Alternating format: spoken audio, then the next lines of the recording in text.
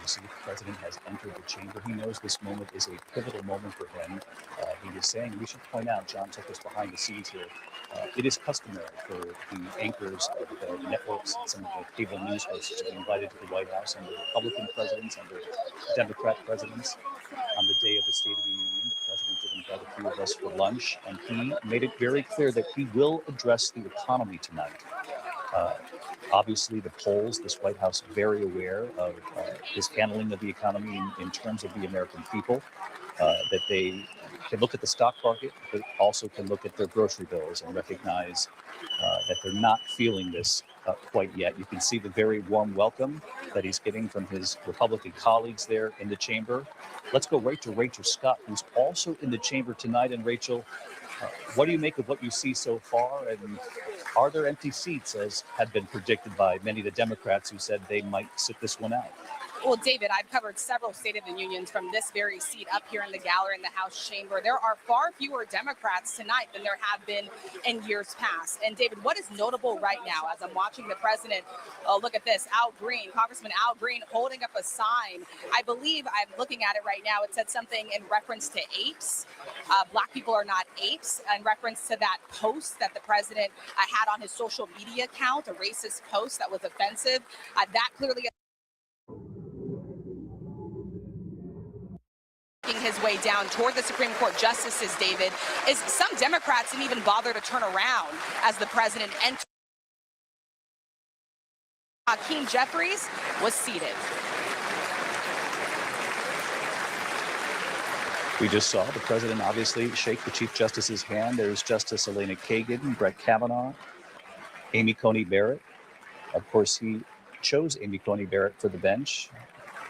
She was one of the justices who did not vote in his favor and did not shake her hand there. Did interact with the Chief Justice, but then with none of the other justices. And John Carl, this was a question for the president today. Obviously didn't want to go on the record, didn't offer any answer to us. But it was clear to us at the White House that he didn't quite know how he was going to handle the justices when he got there tonight. Yeah, interesting, that shake, very quick shake with John Roberts, and then going right by Amy Coney Barrett, who he put on the court. Of course, we should point out Chief Justice John Roberts, instrumental in that decision as well. He wrote the decision. Choosing to interact only with the Chief Justice. But Trump felt particularly betrayed by the justices that he put on the court that ruled against him. Neil Gorsuch included in that, though Neil Gorsuch, Justice Gorsuch, not there this evening, along with the other justices who are not there. By the way, the four justices who did come for tonight's State of the Union are the same four who were here a year ago for the joint address to Congress. Mary Bruce, this president knows this is a critical midterm election year and that the Republicans hold very slim majorities in both the House and the Senate. David, tonight is the president's best chance to defend his first year back and try to sway skeptical voters to back Republicans in the upcoming midterms. He needs to convince Americans that he is laser focused on that issue that is top of mind for them, the cost of living. He's going to argue his policies are working, but as we know, the polls show so many Americans simply aren't feeling that in their wallets. 57% disapprove of his handling of the economy. And of course, as we've been discussing, this comes just 4 days now after the court delivered that devastating blow right to the heart of his economic agenda by invalidating most of his sweeping tariffs. This term, affordability, really gets under his skin. He has said on the one hand, I've won on affordability. And on the other, he says this affordability crisis was created by my predecessor. So it'll be curious to see how he tackles affordability and what the American people are feeling at the grocery store and costs of utilities and housing and what have you. I just want to point your attention at home. Members of Congress, I have the high privilege and distinct honor of presenting to you the President of the United States. There you have it, the Speaker of the House with George Washington's gavel tonight, introducing President Trump. Let's listen.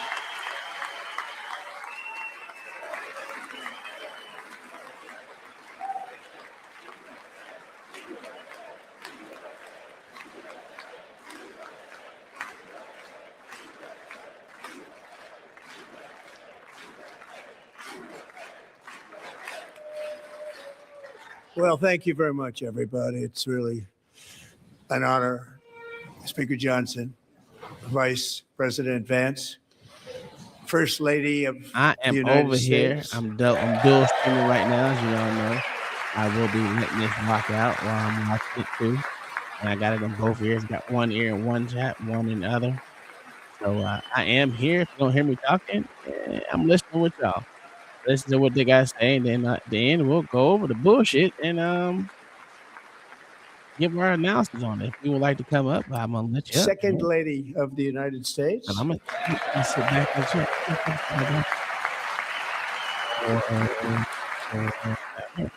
There we go.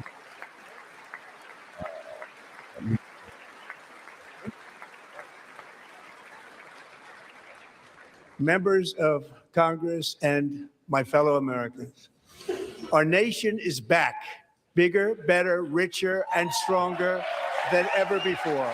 Oh, yeah, I want to stand up. There you go.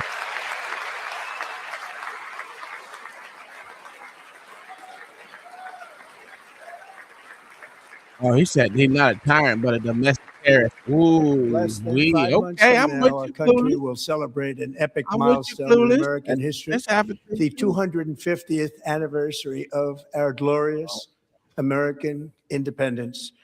This July 4th, we will mark 2.5 centuries of liberty and triumph, progress and freedom in the most incredible and exceptional nation ever to exist on the face of the earth. And you've seen nothing yet. We're going to do better and better and better. This is the golden age of America.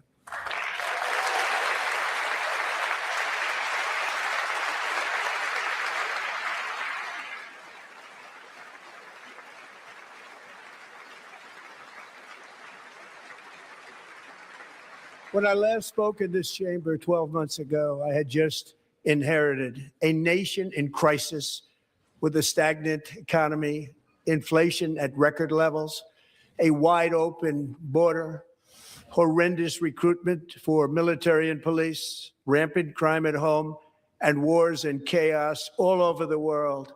But tonight, after just 1 year, I can say with dignity and pride that we have achieved a transformation like no one has ever seen before, and a turnaround for the ages. It is indeed a turnaround for the ages.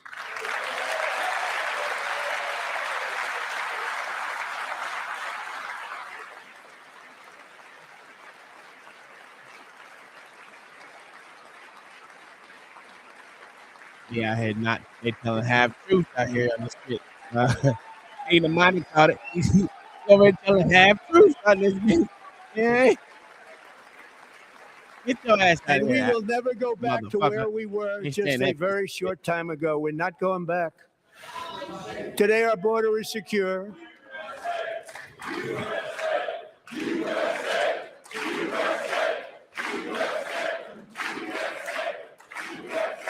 Al Green piece of shit. Thank Get you. your ass up out of here. Today, our border is secure. Our spirit is restored. Inflation is plummeting. Incomes are rising fast. The roaring economy is roaring like never before. And our enemies are scared. Our military and police are stacked. And America is respected again, perhaps like never before. That's not true either. It's not going back. It's not a steady incline. That's more falsehoods. But hey, I rock with you. It's going back to where it was before. I'm with you. After 4 years in which millions and millions of illegal aliens poured across our borders, totally unvetted and unchecked, we now have the strongest and most secure border in American history by far.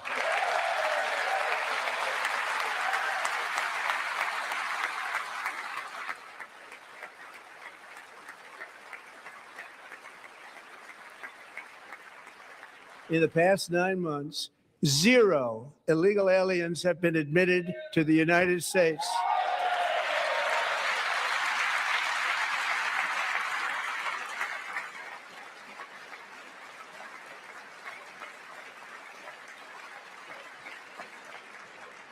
But we will always allow people to come in legally, people that will love our country and will work hard to maintain our country.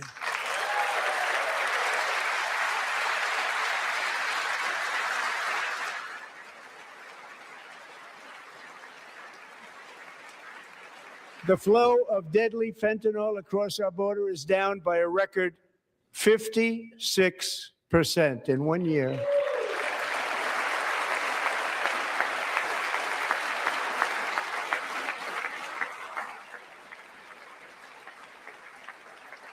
And last year, the murder rate saw its single largest decline in recorded history. This is the biggest decline, think of it, in recorded history, the lowest number in over 125 years, year 1900. In fact, substantially before my wonderful father, I had a wonderful father, Fred, before he was born, substantially before he was born. That's a long time ago. He wouldn't like me to say that, but that's a long time ago. The Biden administration and its allies in Congress gave us the worst inflation in the history of our country. But in 12 months, my administration has driven core inflation down to the lowest level in more than 5 years. And in the last 3 months of 2025, it was down to 1.7%.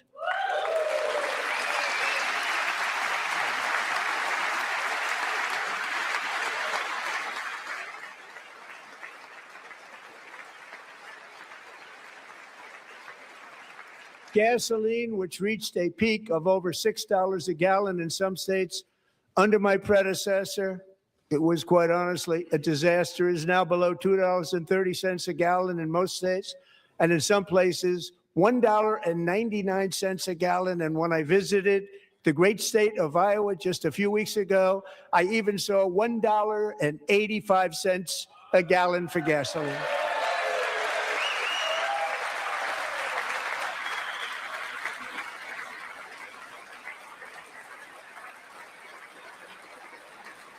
Mortgage rates are the lowest in 4 years and falling fast, and the annual cost of a typical new mortgage is down almost $5,000 just since I took office. 1 year. And low interest rates will solve the Biden-created housing problem while at the same time protecting the values of those people who already own a house that really feel rich for the first time in their lives. We want to protect those values. We want to keep those values up. We're going to do both. And we are going to keep it that way. The stock market has set 53 all-time record highs since the election. Think of that, 1 year. Boosting pensions, 401ks, and retirement accounts for the millions and millions of Americans. They're all gaining. Everybody's up, way up. In 4 long years, the last administration got less than $1 trillion in new investment in the United States. And when I say less, substantially less. In 12 months, I secured commitments for more than $18 trillion pouring in from all over the globe. Hey, Mama, $50 yours. Right over where I'm at, it is 263 right now. 263 where I'm at. Think of it, much less than $1 trillion for 4 years versus much more than $18 trillion for damn well. 1 year. What a that. difference a president makes. A short time ago, we were a dead country. Now we are the hottest country anywhere in the world, the hottest.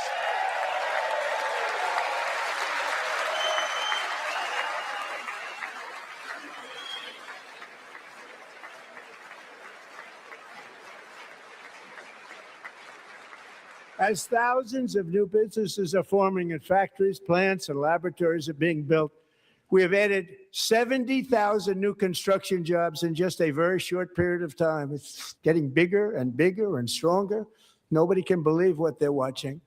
American oil production is up by more than 600,000 barrels a day, and we just received from our new friend and partner, Venezuela, more than 80 million barrels of oil.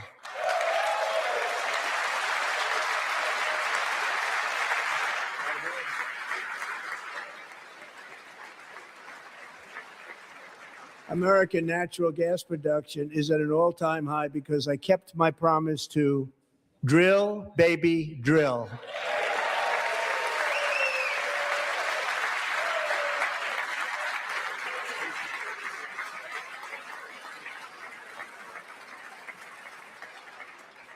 More Americans are working today than at any time in the history of our country. Think about that. Any time in the history of our country, more working today. And 100% of all jobs created under my administration have been in the private sector.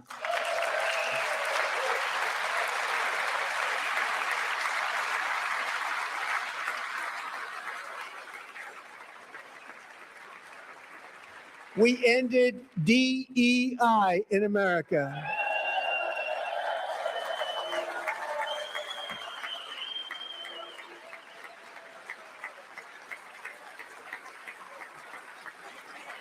We cut a record number of job-killing regulations, and in 1 year, we have lifted 2.4 million Americans, a record, off of food stamps.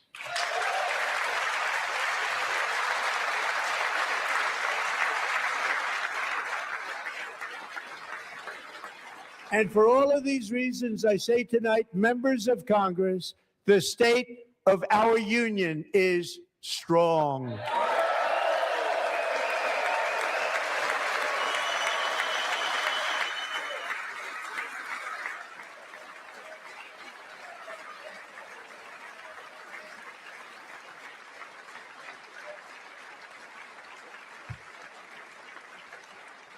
Our country is winning again. In fact, we're winning so much that we really don't know what to do about it. People are asking me, please, please, please, Mr. President, we're winning too much. We can't take it anymore. We're not used to winning in our country. Until you came along, we're just always losing, but now we're winning too much. And I say, no, no, no, you're going to win again. You're going to win big. You're going to win bigger than ever. And to prove that point, here with us tonight is a group of winners who just made the entire nation proud. The men's gold medal Olympic hockey team. Come on in.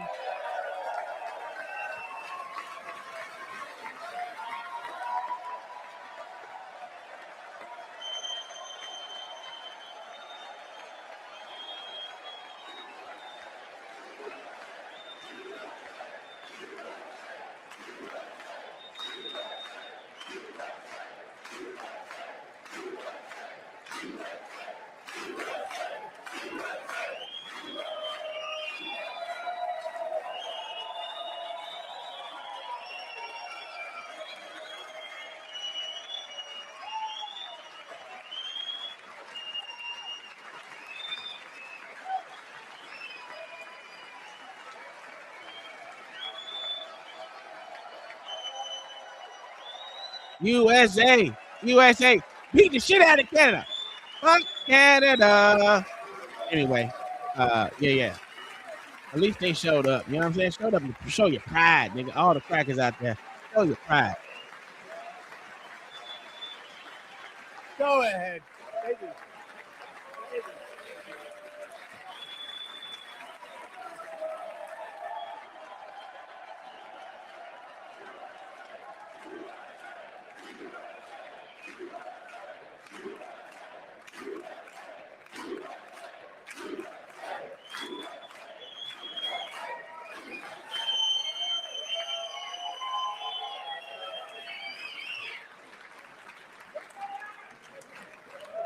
That's the first time I've ever seen them get up. And actually, not all of them did get up.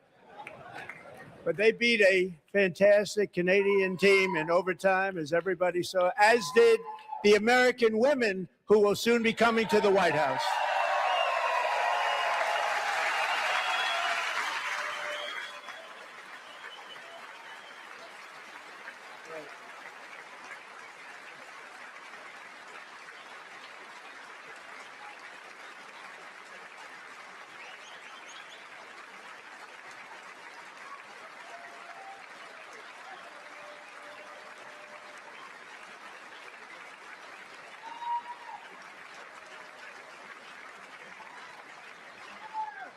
They were in the Oval Office before, and I just want to say a second very big congratulations to Team USA. But I have to say that, and I told them this, and we took a vote of the team. I said, anybody votes no, I'm not doing it.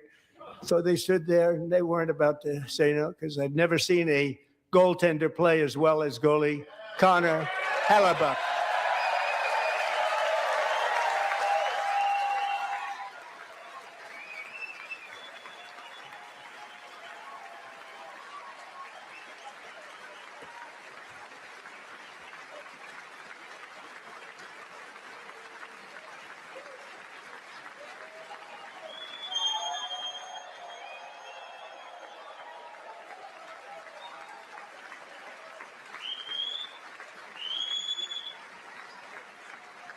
Think of it, 46 shots on goal, and I asked him, the one shot, the one where you put your stick in the back and it hit the neck of your stick and bounced off, do you practice that, or was that a little lucky?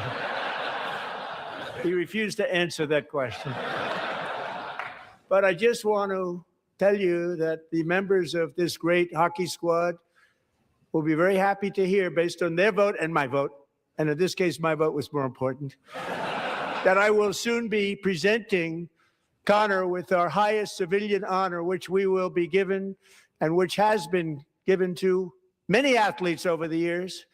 But when I say many, not too many, like 12, it's called the highest civilian honor in our country, the Presidential Medal of Freedom.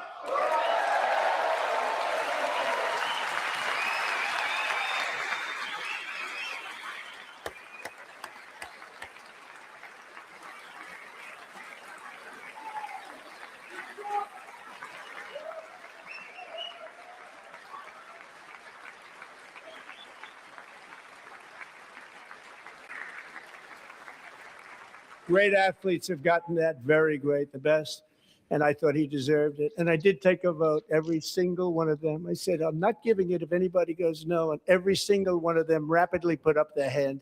So I want to thank you. What a special job you did. What special champions you are. Thank you very much.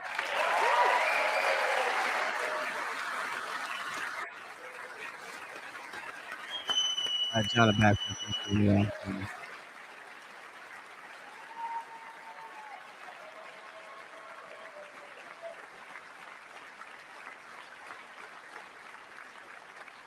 I'm also pleased to say that the next time the Olympic torch is lit, it will be here in America for the 2028 Olympics, and it's the summer version right in Los Angeles. We're going to do a good job in Los Angeles.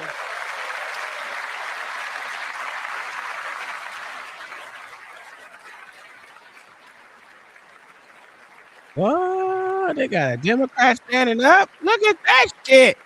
Okay. And Los Angeles is going to be safe, just like Washington, D.C. is now one of the safest cities in the country. Stand up. He's standing up, sit down. Stand up, sit down.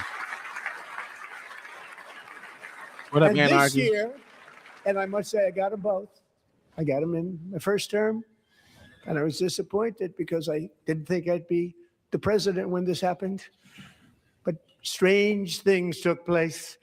And now I've got them because I got the Olympics and I got Absolutely, you got to be the able to discern what's the 2026 difference, though. And that's FIFA World different. Cup. If And you I believe wanted to everything these claim the motherfuckers say, I 250th, don't. but I didn't get away with I that will one. I always couldn't say claim that fucking one for myself. But we're your, getting the World Cup. So local- we have the local World government Cup more and the than these Olympics motherfuckers. coming. And that is exciting news. They directly take the local side.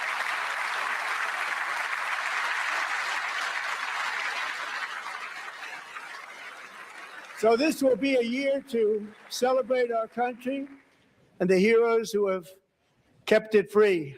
Men like Buddy Taggart. At age 17, Buddy volunteered to defend America in World War II, serving in the Pacific under the great General Douglas MacArthur. He fought bravely in the famous Battle of Manila, worked so hard. He was badly wounded and almost killed by enemy machine guns in Luzon. And 81 years ago this month, he liberated the largest internment camp in the Philippines, one of the largest anywhere in the world. But he earned many honors, including a Purple Heart and a Bronze Star, came home, started a family, and tonight he is in the gallery looking forward to July 4th, 2026, his 100th 100th birthday.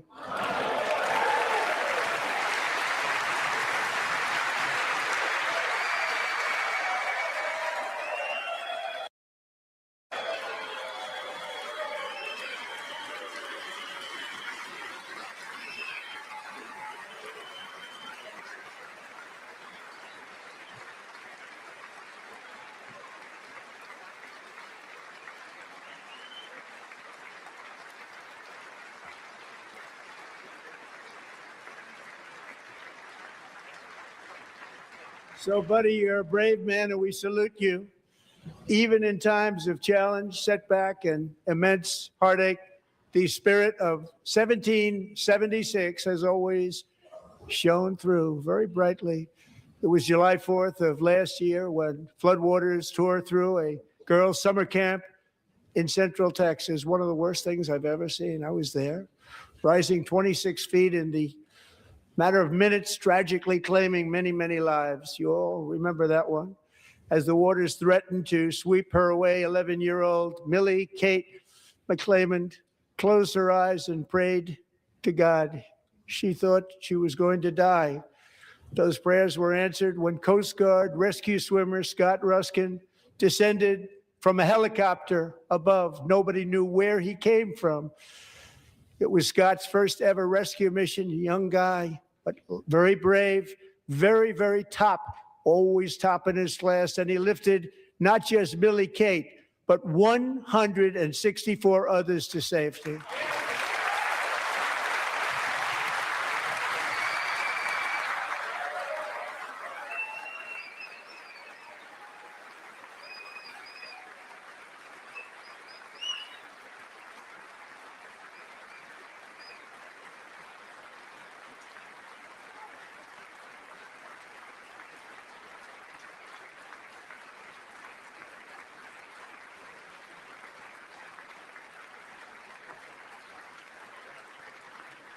People watched Scott from a distance, and they couldn't believe what they were seeing. The winds were blowing, the rain was pouring, everything was going, and that rapid water, nobody's ever seen anything like it. They said, wow, that's something.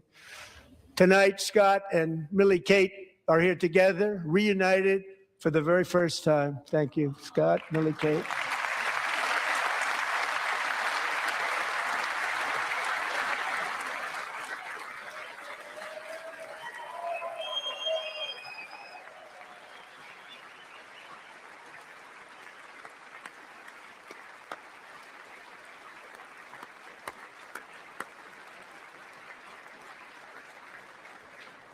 And Petty Officer Ruskin, I'm pleased to inform you that I am now awarding you the Legion of Merit for extraordinary heroism, which is what it was, extraordinary heroism. Thank you.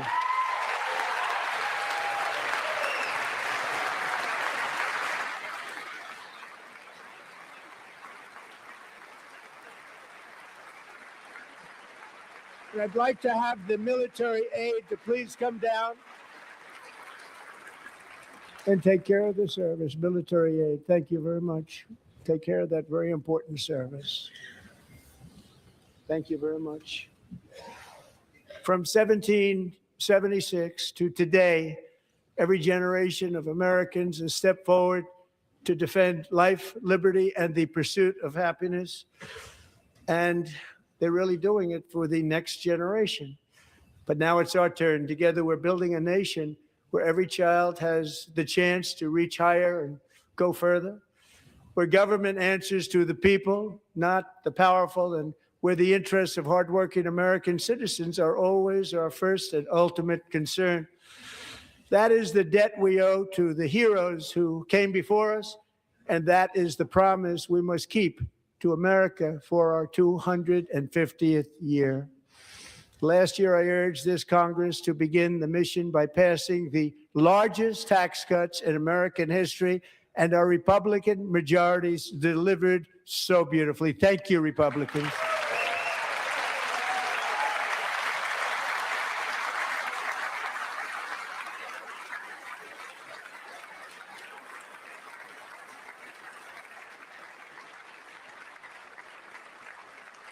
All Democrats, every single one of them, voted against these really important and very necessary massive tax cuts.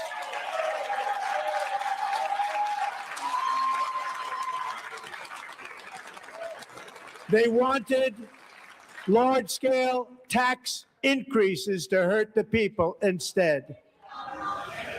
But we held strong, and with the great, big, beautiful bill, we gave you no tax on tips, no tax on overtime, and no tax on Social Security for our great seniors. I'm dipping into that right now. I'm gonna be honest with y'all. I gotta work overtime this next fucking 5, 6, 7 weeks straight on Saturday, second shift. So I'm getting a little bit of everything over there. And we I ain't also mad know at it. interest on auto loans, tax deductible the first time, but only if the car is made in America. True.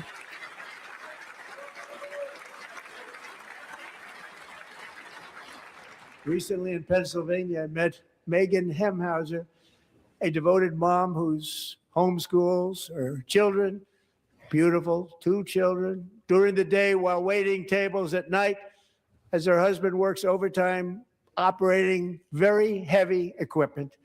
Megan is here this evening and she's happy to tell you that she is so much richer because with no tax on tips, no tax on overtime, and her expanded child tax credit done again by Republicans, Megan and her husband will take home more than $5,000 extra just for the year, cutting her tax bill in more than half. If you don't own a motherfucking business right now, or have a business on your name, Megan, please stand up. as We're a family, fighting for you, something Megan. is wrong with you. You're missing out on so many tax breaks, tax credits, all that shit. And then if you itemize your business Thank you, expenses, it's Megan. even more. We're fighting for you, Megan. Hey, Under our bill, don't miss out parents on this like shit. If Megan the can government's also using it, why activate their not you? children's brand new Trump accounts. And I didn't name it. I did not name that.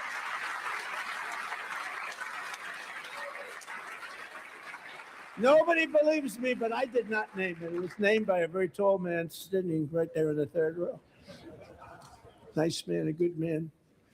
Tax-free investment accounts for every American child. This is something that's so special and has taken off and gone through the roof.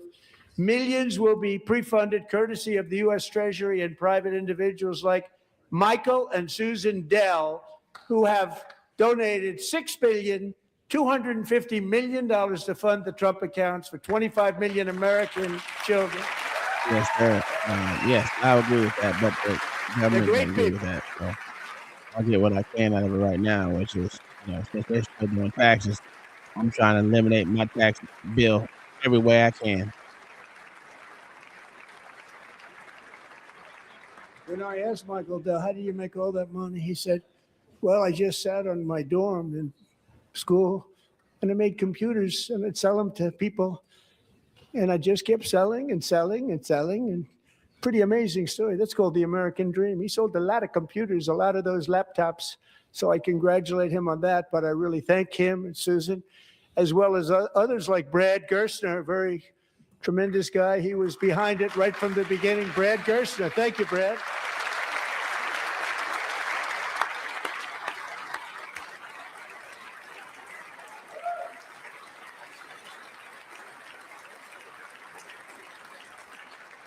So with modest additional contributions, these young people's accounts could grow to over $100,000 or more by the time they turn 18. Think of it. How much money is that for somebody that started with nothing?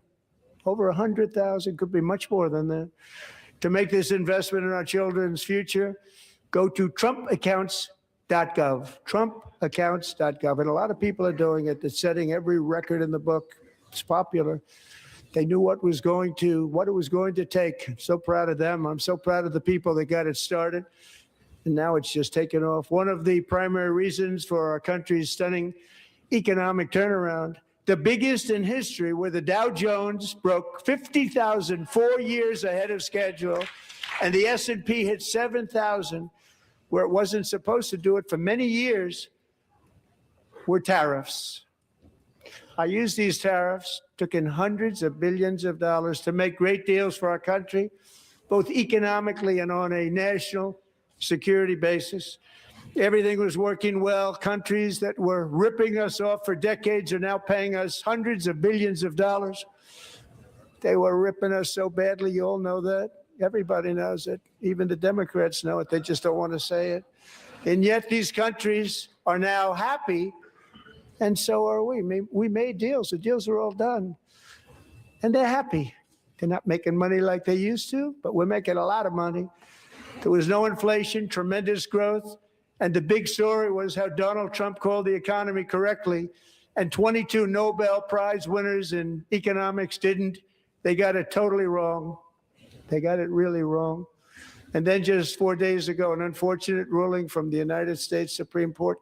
It just came down. It came down. Very unfortunate ruling. But the good news is that almost all countries and corporations want to keep the deal that they already made, right, Scott? Knowing that the legal power that I, as president, have to make a new deal could be far worse for them, and therefore they will continue to work along the same successful path that we had negotiated before the Supreme Court's unfortunate involvement. So despite the disappointing ruling, these powerful, country-saving, it's saving our country, the kind of money we're taking in, peace-protecting. Many of the wars I settled was because of the threat of tariffs. I wouldn't have been able to settle them without. Will remain in place under fully approved and tested alternative legal statutes. And they have been tested for a long time. They're a little more complex, but they're actually probably better, leading to a solution that will be even stronger than before. Congressional action will not be necessary. It's already time tested and approved. And as time goes by, I believe the tariffs paid for by foreign countries will, like in the past, substantially replace the modern day system of income tax, taking a great financial burden off the people that I love.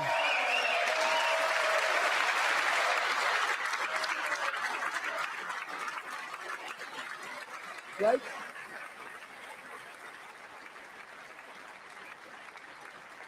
Moving forward, factories, jobs, investment, and trillions of dollars will continue pouring into the United States of America because we finally have a president who puts America first. I put America first. I love America.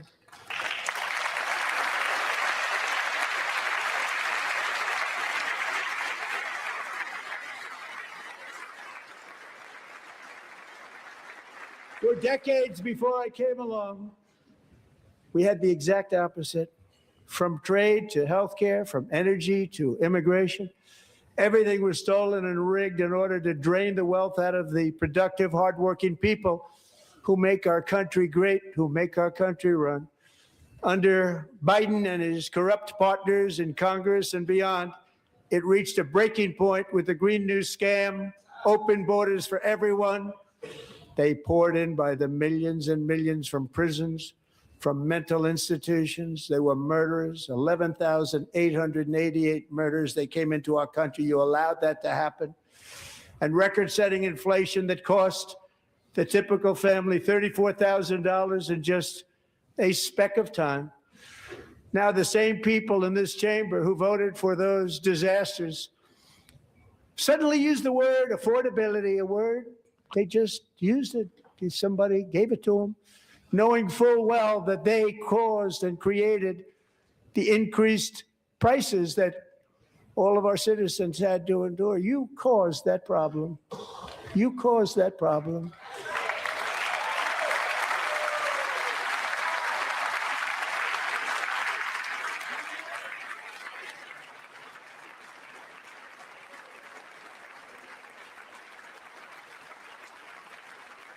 They knew their statements were a lie. They knew it. They knew their statements were a dirty, rotten lie. Their policies created the high prices. Our policies are rapidly ending them. We are doing really well. Those prices are plummeting downward.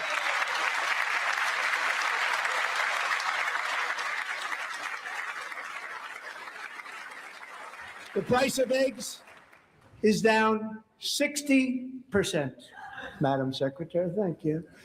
The cost of chicken, butter, fruit, hotels, automobiles, rent is lower today than when I took office by a lot. And even beef, which was very high, is starting to come down significantly. Just hold on a little while, we're getting it down. And soon you will see numbers that few people would think were possible to achieve just a short time ago. Nobody can believe when they see the kind of numbers, and especially energy, when they see energy going down to numbers like that, they cannot believe it. It's like another big tax cut. I'm also confronting one of the biggest ripoffs of our times, the crushing cost of health care caused by you. Since the passage of the Unaffordable Care Act, sometimes referred to as Obamacare, big insurance companies have gotten rich. It was meant for the insurance companies, not for the people. With our government giving them hundreds and hundreds of billions of dollars a year as their stock prices soared 1,000, 1,200, 1,400, and even 1,700%, like nothing else. That's why I introduced the great health care plan. I want to stop all payments to big insurance companies and instead give that money directly to the people so they can buy their own health care. Hey, the fuck, man. Quit giving subsidies to these motherfuckers, cost. man. This is the bullshit I be talking about. If you stop giving subsidies to these insurance companies, I don't know why ain't none of them sorry motherfuckers slapping for that. Because they're always against big pharma. But now, since Trump says this shit, they ain't In happy addition, about my it. plan This shit is requires stupid. I hate maximum Democrats. They're price fucking transparency. morons. That's a big deal. This is just a dog and pony show to begin with. It Sounds doesn't so matter. simple, And the fact so of the good. matter is, they will vote against something even And though I it's did good that for in the my fucking first country. term, and the they're Democrats fucking immediately stupid. terminated it with full knowledge that they were doing a very bad thing for the people. Costs were going to go way up, and that's what happened. And now I'm bringing them way down on health care and everything else. I'm also ending the wildly inflated cost of prescription drugs like has never happened before.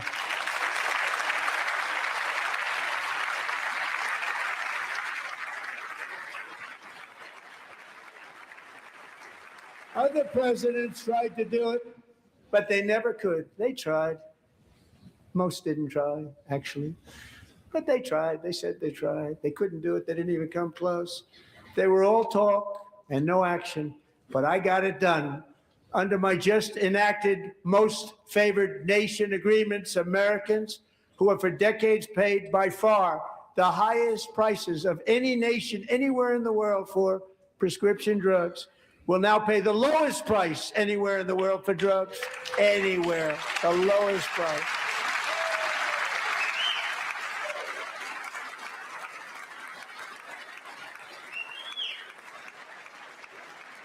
So in my first year of the second term, should be my third term, but strange things happen. I took prescription drugs, a very big part of healthcare, from the highest price in the entire world to the lowest. That's a big achievement. The result is price differences of 300, 400, 500, 600% and more, all available right now at a new website called TrumpRx.gov. And I didn't name that one either, by the way.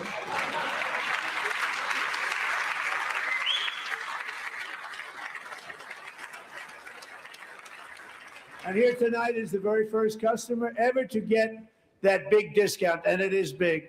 Catherine Rayner. For 5 years, she and her husband have struggled with infertility, and they turned to IVF. One drug has been costing Catherine $4,000 to purchase. But a few weeks ago, she logged onto the Trump RX website and got that same drug that cost $4,000, got it for under $500, a reduction of much more, actually, than $3,500. Catherine, we are all praying for you, and you're going to be a great mom.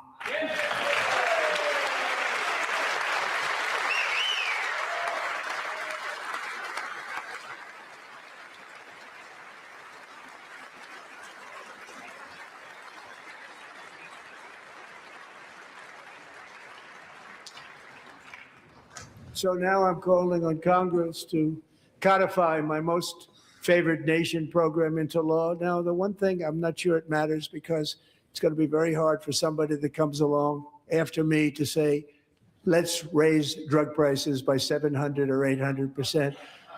But John and Mike, if you don't mind, codify it anyway. They may do it. Codify it anyway. Thank you. Many Americans are also concerned that Energy demand from AI data centers could unfairly drive up their electric utility bills.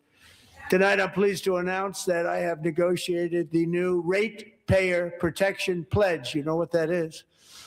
We're telling the major tech companies that they have the obligation to provide for their own power needs. They can build their own power plants as part of their factory so that no one's prices will go up.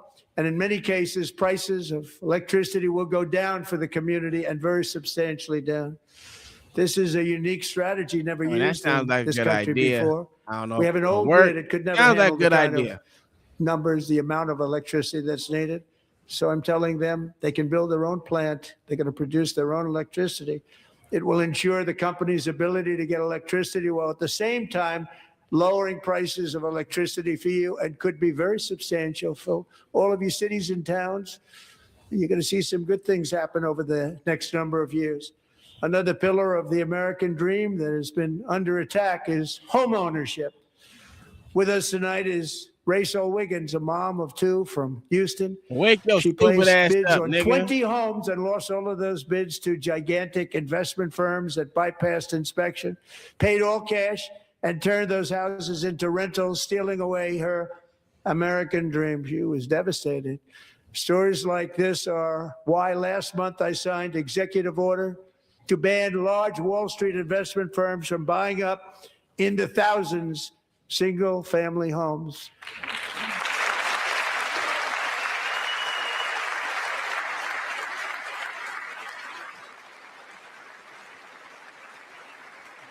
And now I'm asking Congress to make that ban permanent, because homes for people, really, that's what we want. We want homes for people, not for corporations. Corporations are doing just fine. Rachel, thank you very much. Good luck with your home. You'll get one soon.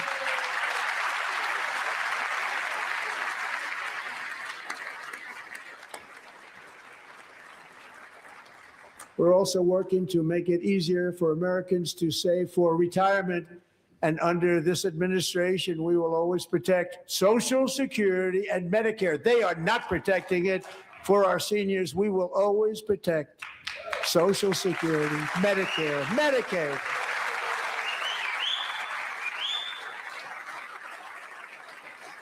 Since I took office, the typical 401k balance is up by at least $30,000. That's a lot of money. We have millions and millions of people, because the stock market has done so well, setting all those records. Your 401ks are way up. Yet half of all of working Americans still do not have access to a retirement plan with matching contributions from an employer. To remedy this gross disparity, I'm announcing that next year my administration will give these oft-forgotten American workers, great people, the people that built our country, access to the same type of retirement plan offered to every federal worker. We will match your contribution with up to $1,000 each year. As we ensure that all Americans can profit from a rising stock market, let's also ensure that members of Congress cannot corruptly profit from using insider information.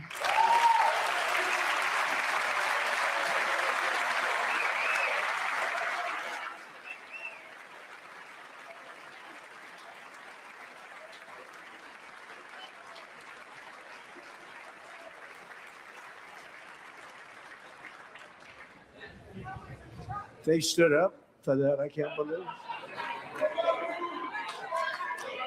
I can't believe it. Did Nancy Pelosi stand up if she's here? Doubt it. Pass the Stop Insider Trading Act without delay.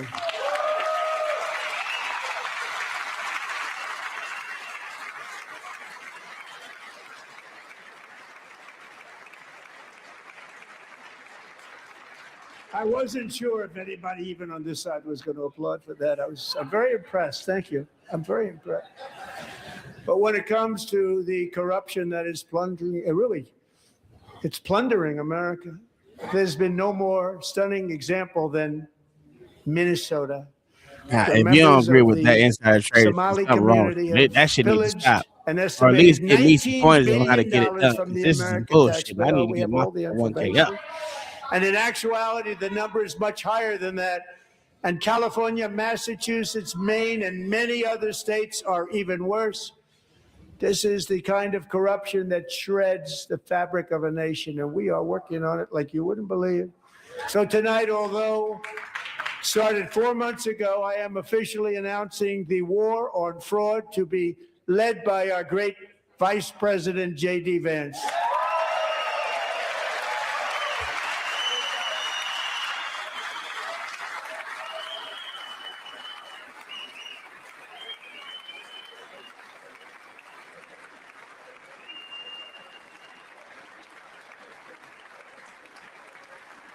We'll get it done. And if we're able to find enough of that fraud, we will actually have a balanced budget overnight. It'll go very quickly. That's the kind of money you're talking about. We'll balance our budget. The Somali pirates who ransacked Minnesota remind us that there are large parts of the world where bribery, corruption, and lawlessness are the norm, not the exception. Importing these cultures through unrestricted immigration and open borders brings those problems right here to the USA. And it is the American people who pay the price in higher medical bills, car insurance rates, rent, taxes, and perhaps most importantly, crime. We will take care of this problem. We're going to take care of this problem. We are not playing games. Delilah.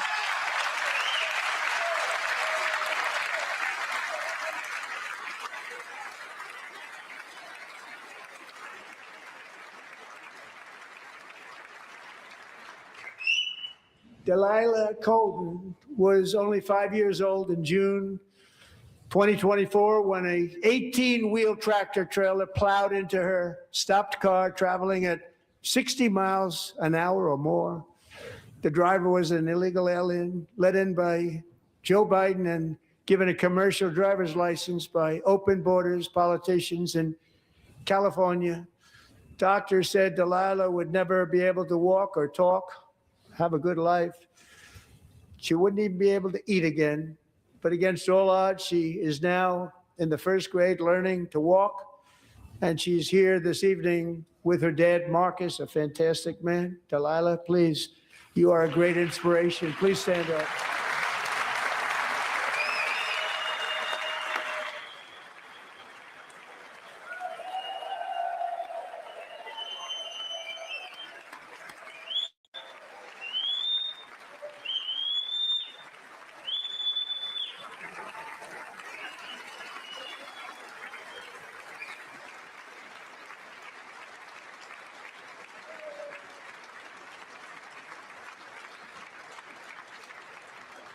Thank you, Delilah. Many, if not most, illegal aliens do not speak English and cannot read even the most basic road signs as to direction, speed, danger, or location. That's why tonight I'm calling on Congress to pass what we will call the Delilah Law, barring any state from granting commercial driver's licenses to illegal aliens.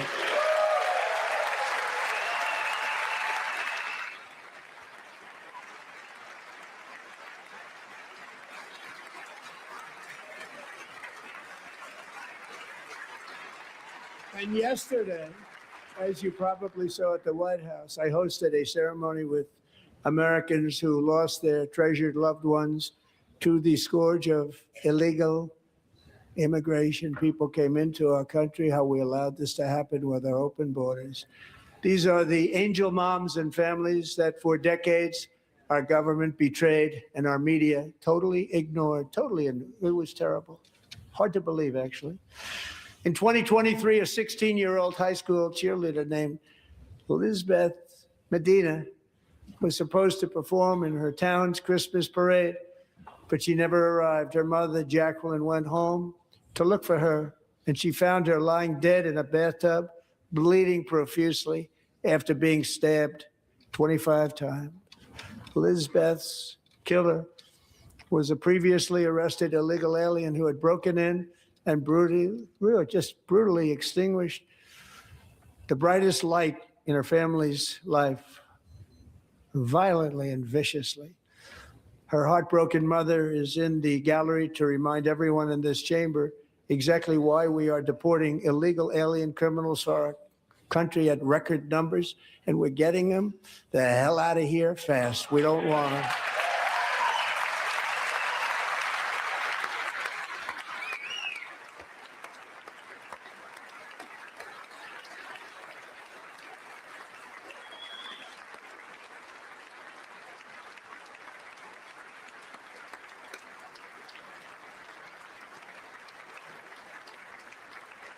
Thank you very much, Jacqueline. Thank you. We can never forget that many in this room not only allowed the border invasion to happen before I got involved, but indeed they would do it all over again if they ever had the chance. If they ever got elected, they would open up those borders to some of the worst criminals anywhere in the world. The only thing standing between Americans and a wide open border right now is President Donald J. Trump and our great Republican patriots in Congress. Thank you. Thank you.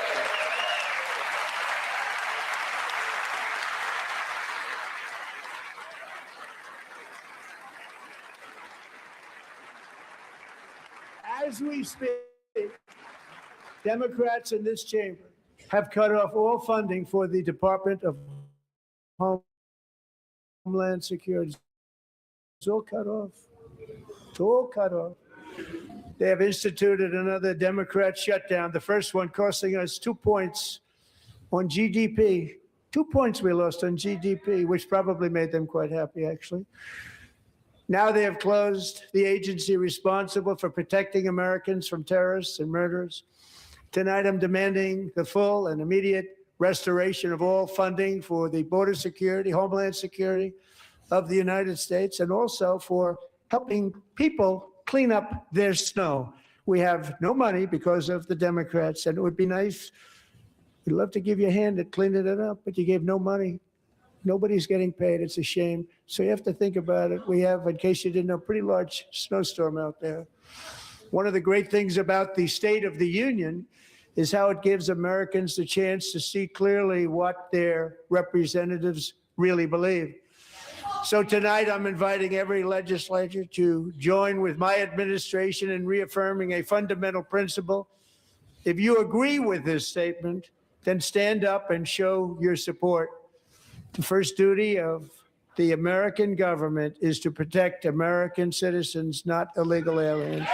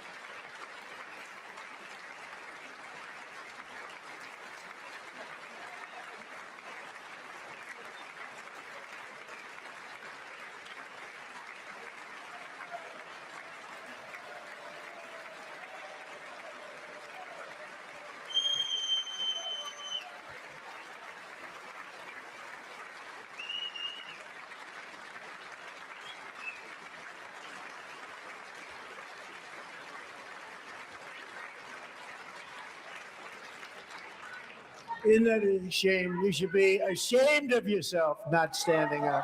You should be ashamed of yourself. You should be ashamed That of is why yourself. I'm also That's a asking fucking fact. you to Be end ashamed. deadly sanctuary cities Get your that ugly ass protect up, the bitch. criminals and enact serious Shut up, ho. penalties for public officials who block the removal of criminal aliens. In many cases, drug lords, murderers all over our country. That's a They're fact. blocking the removal of these Shut up, people you out fucking of our Muslim country. pieces and you of should shit. be ashamed of yourself. Be ashamed of yourself, bitch. You ugly fucking whore.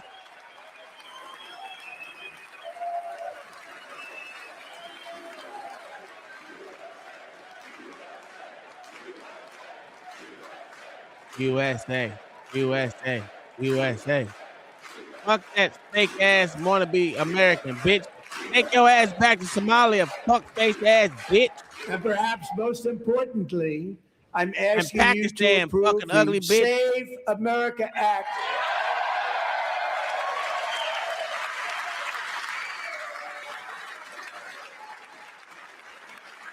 To stop illegal aliens and others who are unpermitted persons from voting in our sacred American elections. That cheating is rampant in our elections. It's rampant.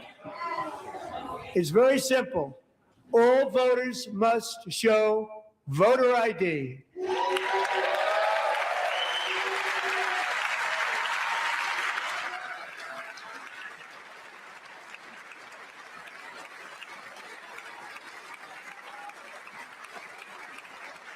All voters must show proof of citizenship in order to vote.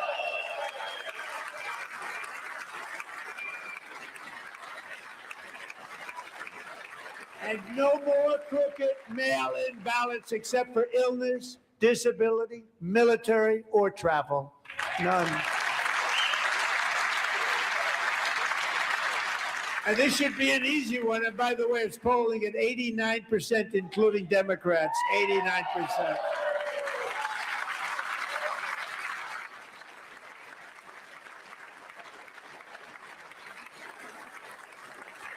And even the new communist mayor of New York City, I think he's a nice guy, actually. I speak to him a lot.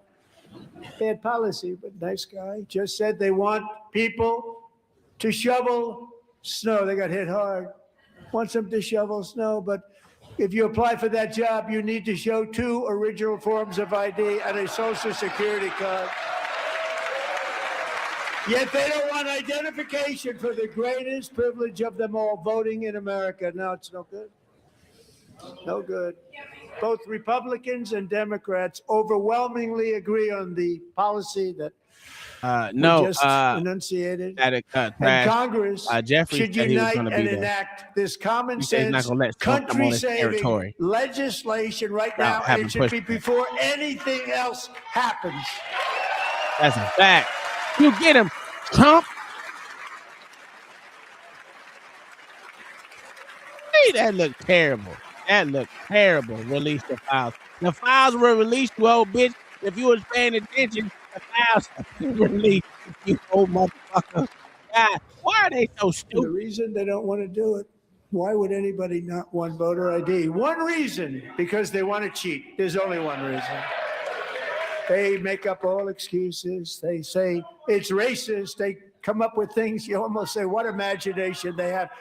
They want to cheat. They have cheated, and their policy is so bad that the only way they can get elected is to cheat. And we're going to stop it. We have to stop it, John. That's a fact. We gotta stop it.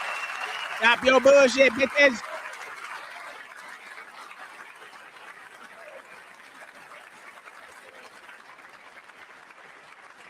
And here is one more opportunity to show common sense in government. In the gallery tonight are Sage Blair and her mother, Michelle.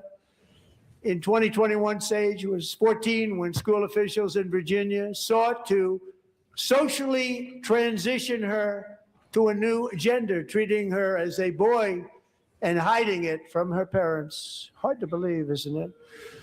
Before long, a confused Sage ran away from home after she was found in a horrific situation in Maryland. A left-wing judge refused to return Sage to her parents because they did not immediately state that their daughter was their son. Sage was thrown into an all-boys state home and suffered terribly for a long time. But today, all of that is behind them because Sage is a proud and wonderful young woman with a full ride scholarship to Liberty University. Sage and Michelle, please stand up.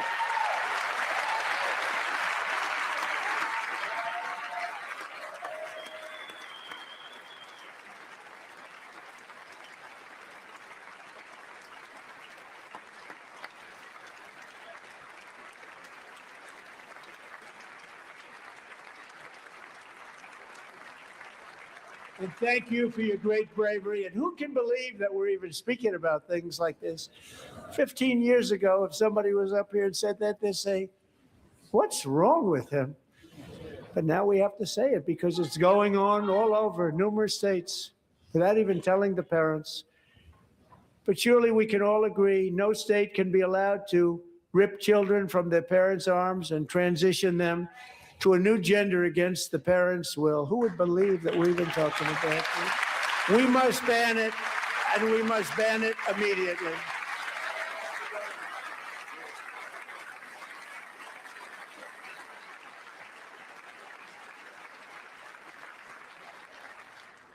Look, nobody stands up. These people are crazy. I'm telling you, they're crazy.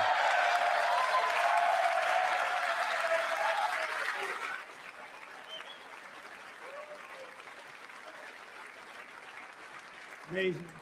7.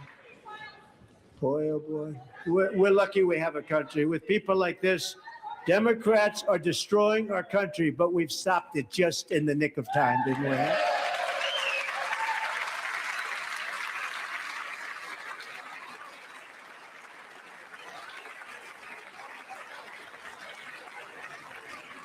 No one cares more about protecting America's youth than our wonderful First Lady, now a movie star. She's a movie star. Can you believe it? Who would have believed that? Over the past year, she has had an incredible impact championing AI legislation, advancing a landmark executive order on foster care, and helping secure $30 million to launch the Melania Trump Foster Youth to Independence Initiative. It's a tremendous, really a tremendous thing that happened and had a lot of bipartisan support. She gets much better bipartisan support than I do. I get none. She gets a lot. Someday you're going to have to tell me how you did that. And students and educators in every state have joined the First Lady's efforts in the presidential AI challenge, keeping America's next generation positioned to succeed and strongly succeed in the future. Tonight, we welcome 2 young people whose lives reflect the First Lady's impact, Sierra Burns and Everest Nevermont. Thank you both. And Melania, thank you. I know how hard you worked on it. Thank you very much.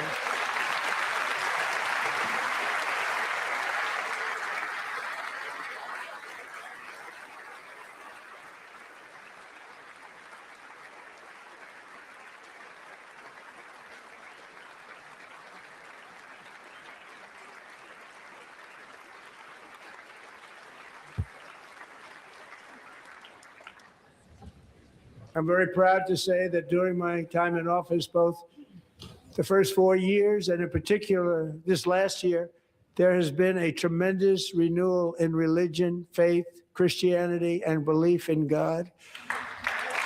Tremendous renewal.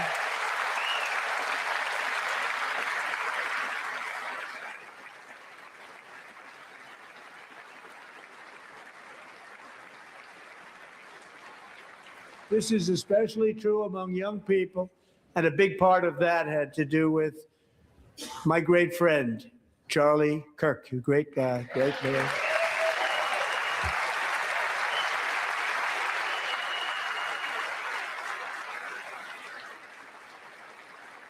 So last year, Charlie was violently murdered by an assassin and martyred, really martyred for his beliefs. His wonderful wife, Erica, is with us tonight. Erica, please stand.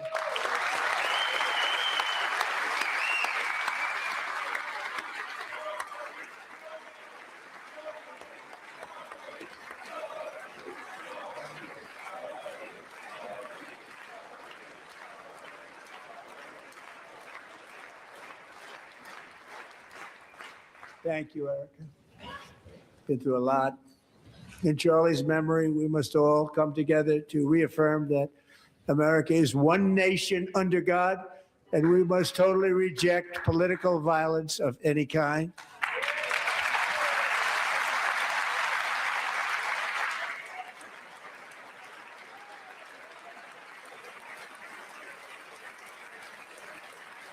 We love religion, and we love bringing it back, and it's coming back at levels that nobody actually thought possible. It's really a beautiful thing to see. Above all, unleashing America's promise requires keeping our communities safe. We have made incredible strides, yet dangerous repeat offenders continue to be released by pro-crime Democrat politicians again and again. We are honored to be joined tonight by a woman who's been through hell, Anya Zuretska. In 2022, she and her beautiful daughter, so beautiful, what a beautiful young woman, Irina, fled war-torn Ukraine to live with relatives near Charlotte, North Carolina. And by the way, what's going on with Charlotte? Last summer, 23-year-old Irina was riding home on the train when a deranged monster who had been arrested over a dozen times and was released through no cash bail, stood up and viciously slashed a knife through her neck and body. No one will ever forget. There were people on that train. No one will ever forget the expression of terror on Irina's face as she looked up at her attacker in the last seconds of her life. She died instantly.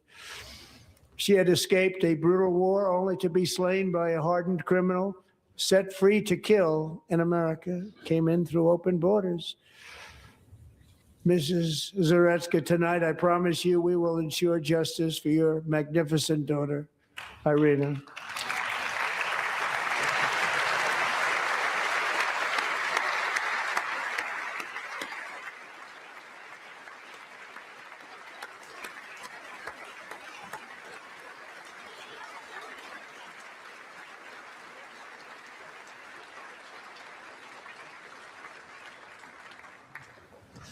How do you not stand? How do you not stand?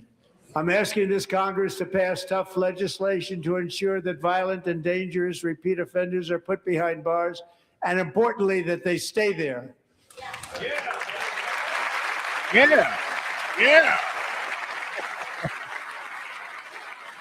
The Democrats wanted to protest this. Police just did not show up because.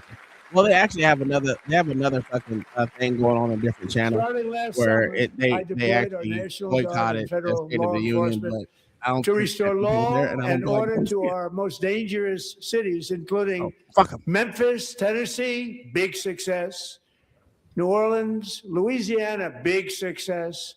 And our nation's capital itself, Washington, D.C., where we have Big almost success. no crime anymore in Washington, D.C. How did that happen?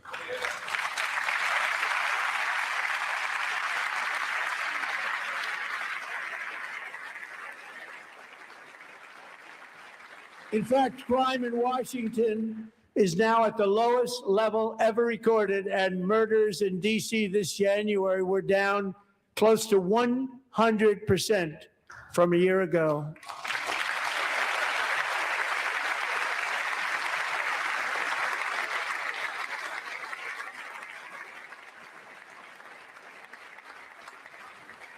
They don't like to hear that. One of the sick people, one of the brave service members who helped achieve this stunning turnaround was 20-year-old West Virginia Army National Guard Specialist Sarah Beckstrom. After a 4-month deployment, she voluntarily extended her service, and her rank was going to be lifted. She was doing so well. They were so proud of her.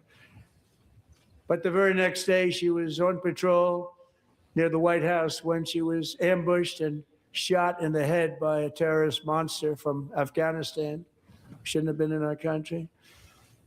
And all because she wore the uniform of our nation, she was shot.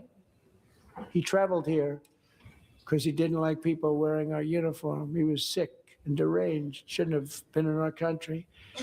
Sarah Beckstrom died in order to defend our capital, and we are honored to be joined by her wonderful parents, Gary and Eva Lee.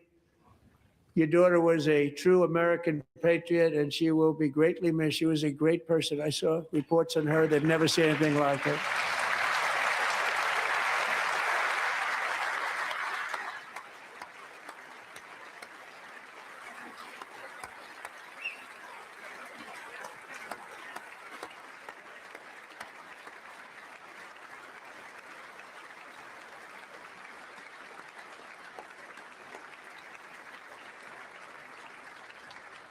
So sorry. Thank you very much. A great young lady. I saw reports that were like perfect. She was perfect. Serving alongside Sarah that day was Staff Sergeant Andrew Wolf. The terrorist shot Andrew in the head, and no one thought he could possibly make it. The two of them, Sarah and Andrew, both shot violently in the head. Neither was expected to make it. They weren't even given a chance, except his wonderful mother, named Melody, who I spoke to the same night. And she was so positive. The doctors thought that Andrew was gone. But his mother said, no, Mr. President, Andrew will be fine. He's going to make it. I've never seen anything like it. I mean, he was given almost no chance. She said, I have no doubt, sir, he's going to be okay. This was a conversation that I had with her that night, with her son laying helplessly in bed, blood all over. Everybody is praying, she said, sir, he will be okay. The doctors didn't understand what she was saying. And after looking at the results of the damage done, neither did I. She was so strong and conclusive that even Andrew's great father felt she didn't really understand the gravity of the situation. But she turned out to be right. Right, Melanie? She turned out to be right.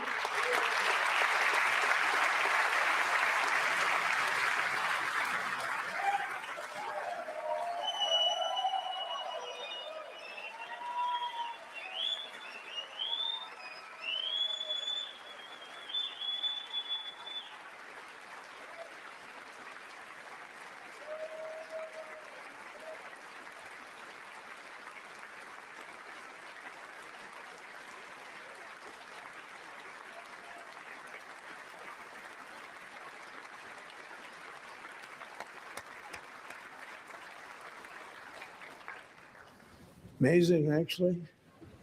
I said, where does this woman come from? She's the most positive person I've ever met. With God's help, Andrew has battled back from the edge of death, and we're talking about the edge of death, on his way to a miraculous recovery. He's got a little work to do, but he's doing great. Nice to see you. He's a good-looking guy. Nice to see you. Thanks, Andrew. Thank you very much.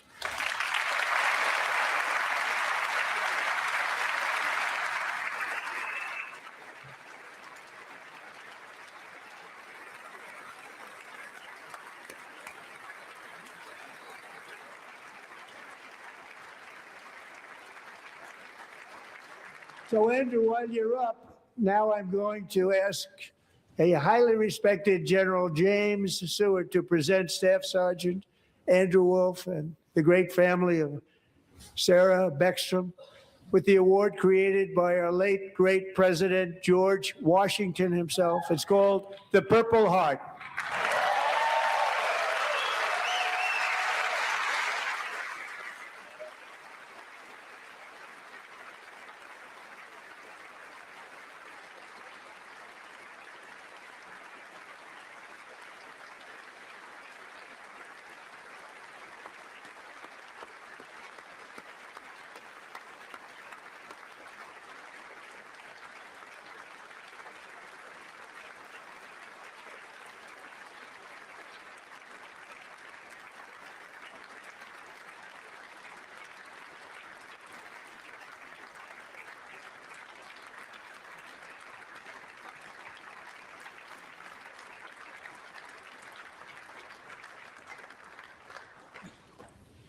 We love you all. Love you. We're proudly restoring safety for Americans at home, and we are also restoring security for Americans abroad. Our country has never been stronger. My first 10 months, I ended 8 wars, including Cambodia. Isn't it funny? You're sick people. Cambodia and Thailand, Pakistan and India would have been a nuclear war. 35 million people said the prime minister of Pakistan would have died if it were not for my involvement. Kosovo and Serbia, Israel and Iran, Egypt and Ethiopia, Armenia and Azerbaijan, the Congo and Rwanda, and of course the war in Gaza, which proceeds at a very low level. It's just about there. And I want to thank Steve Witkoff and Jared Kushner for your help. Thank you, Steve. Thank you, Jared.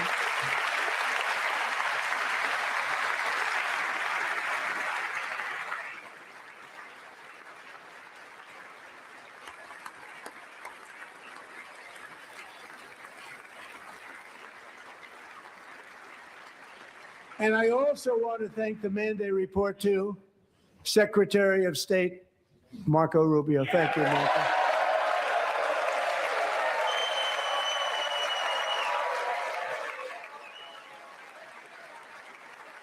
Hey, Marco Rubio is the unsung hero right now of the Trump administration. If you ask me, Marco Rubio is putting in that work on these motherfuckers. To be honest with you, I'm sorry. Marco got He's the best thing 100% that of the fucking votes Trump hired when so far. he was in confirmation. I think our next one was about 54%.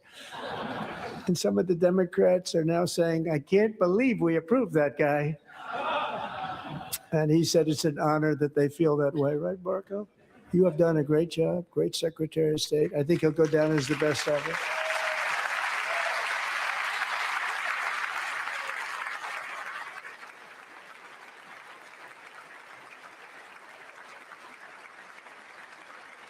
Under the ceasefire I negotiated, every single hostage, both living and dead, has been returned home. Can you believe that?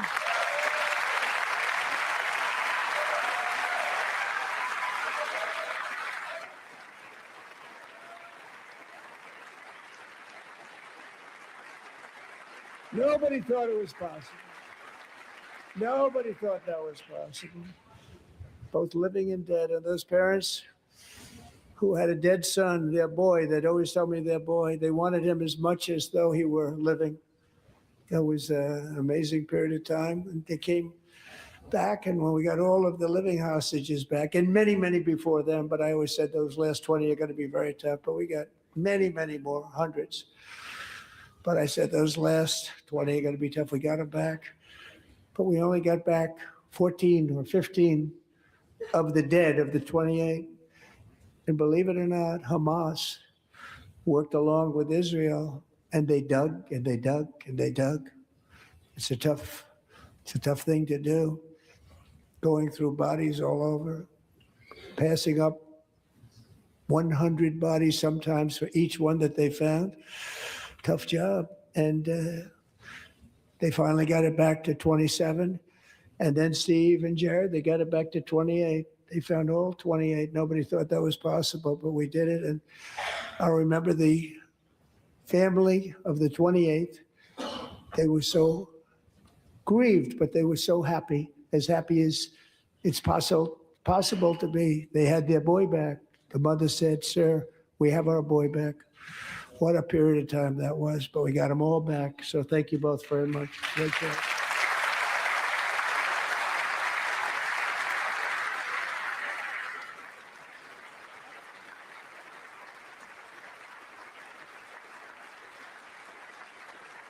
And we're working very hard to end the ninth war, the killing and slaughter between Russia and Ukraine, where 25,000 soldiers are dying each and every month. Think of that, 25,000 soldiers are dying a month.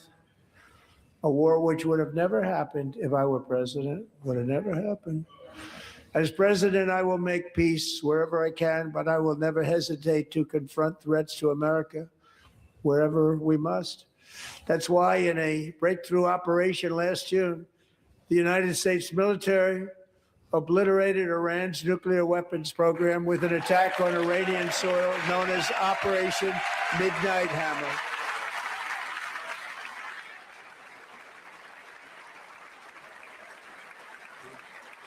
Good.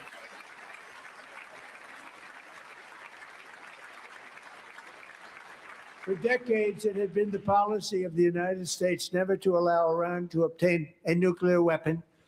Many decades. Since they seized control of that proud nation 47 years ago, the regime and its murderous proxies have spread nothing but terrorism and death and hate. They've killed and maimed thousands of American service members and hundreds of thousands and even millions of people with what's called roadside bombs. They were the kings of the roadside bomb. And we took out Soleimani. I did that during my first term. Had a huge impact. He was the father of the roadside bomb.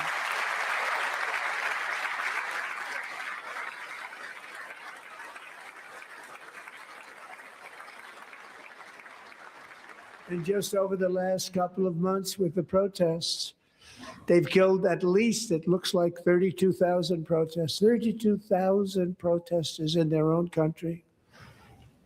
They shot them and hung them.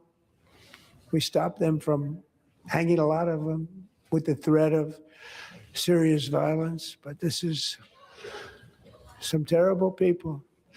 They've already developed missiles that can threaten Europe and our bases overseas, and they're working to build missiles that will soon reach the United States of America.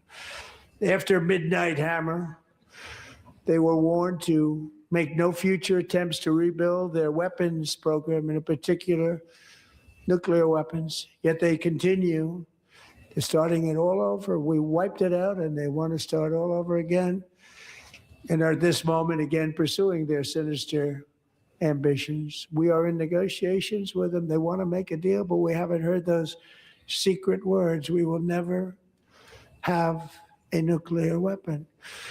My preference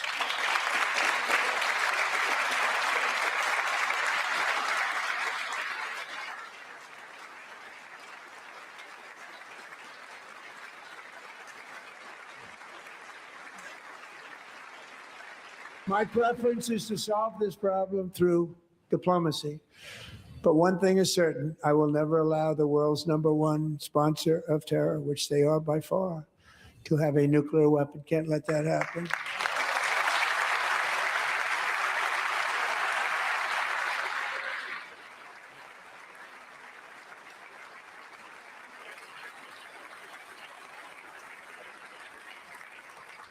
And no nation should ever doubt America's resolve.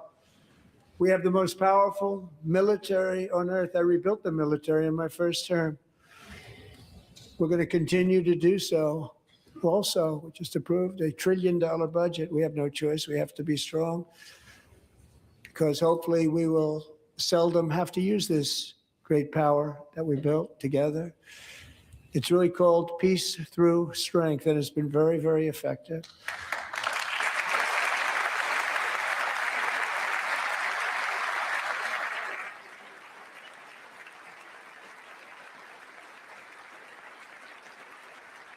So thanks to Republicans in Congress, we're investing that record number of dollars, have no choice, in the United States Armed Forces. Also creating a lot of jobs, but we're not even doing it for that reason.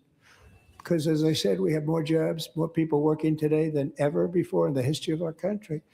And NATO countries are friends and allies. They are. They're our friends and they're our allies. Have just agreed at my very strong request to pay 5% of GDP for military defense rather than the 2%, which they weren't paying. We were paying for almost all of NATO. Now they're paying 5 as opposed to not paying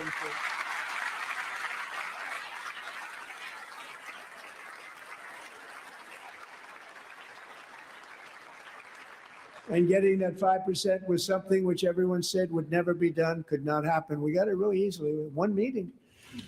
And big difference between 2% that's not paid. We were paying the freight of many of them. Very few were paid up. Now 5%, then they're paid. And everything we send over to Ukraine is sent through NATO, and they pay us in full. They pay us totally in full. Every branch of our armed forces is setting records for recruitment. This is so exciting. and every service member recently.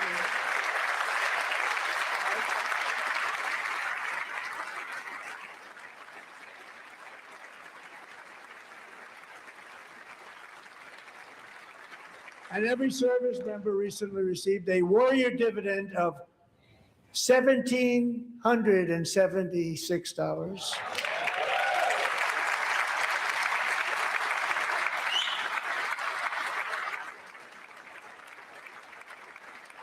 You know, they put it on my desk. We got the money from tariffs and other things, a lot of money we have. We have much more money than people understand. Have to rebuild that program a little bit, but it won't take long. But we got the money, and it was $1,775, and they wanted my approval.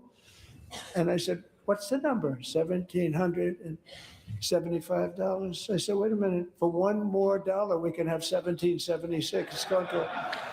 I said, we're going to figure that. I never asked anybody if we could afford it. One more dollar. I said, $1,776.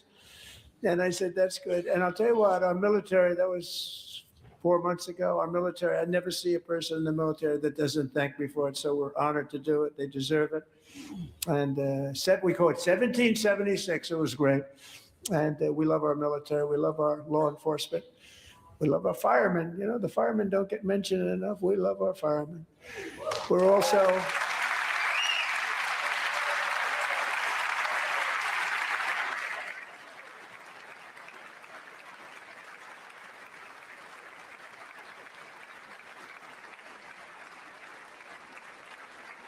restoring American security and dominance in the Western Hemisphere, acting to secure our national interests and defend our country from violence, drugs, terrorism, and foreign interference. For years, large swaths of territory in our region, including large parts of Mexico, really large parts of Mexico, have been controlled by murderous drug Stephanie, I'm gonna be honest with you. cartels. There's That's why it's a I lot. It's past a designated lot of these motherfuckers' cartels bedtime. as Shit, it's down foreign there past terrorist mine. Shit. organizations, and I declared illicit fentanyl as a weapon of mass destruction. You want to say it?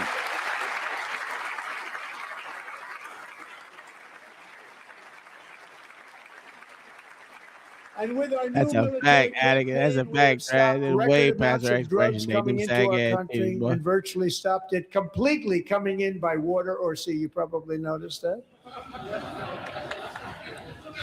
We very seriously damaged their fishing industry also. Nobody wants to go fishing anymore. We've also taken down one of the most sinister cartel kingpins of all. You saw that yesterday. In January,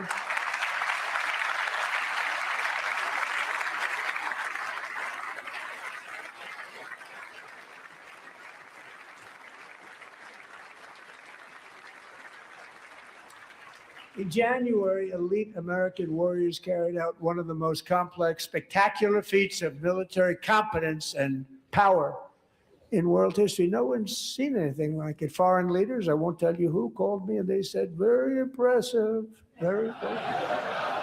They couldn't believe, they all watched, they saw what happened.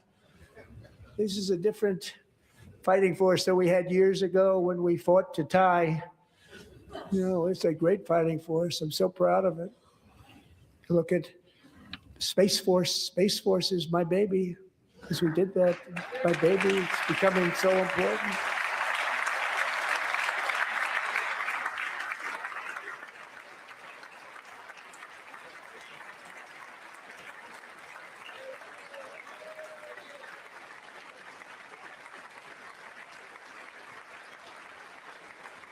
And America's armed forces overwhelmed all defenses and utterly defeated an enemy, good fighters, to end the reign of outlaw dictator Nicolas Maduro and bring him to face American justice.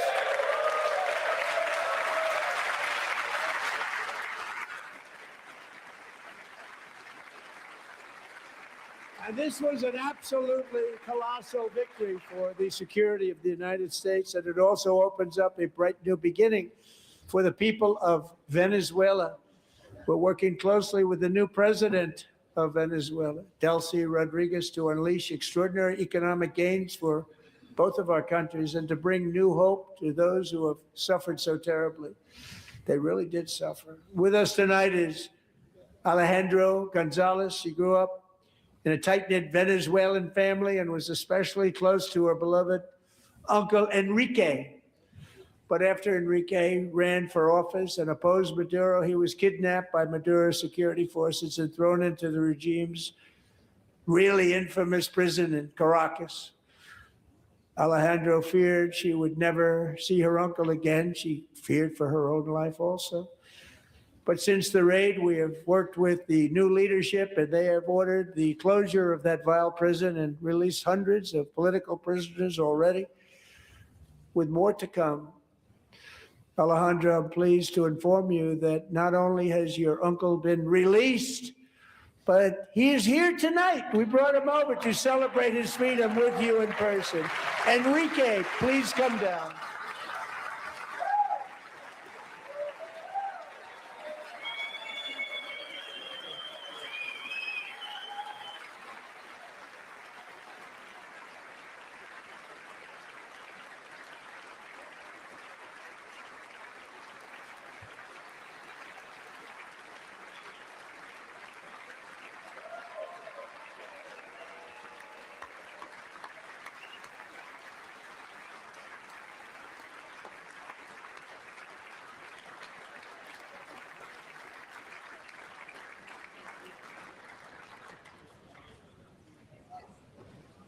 Thank you, Enrique. Have a good time.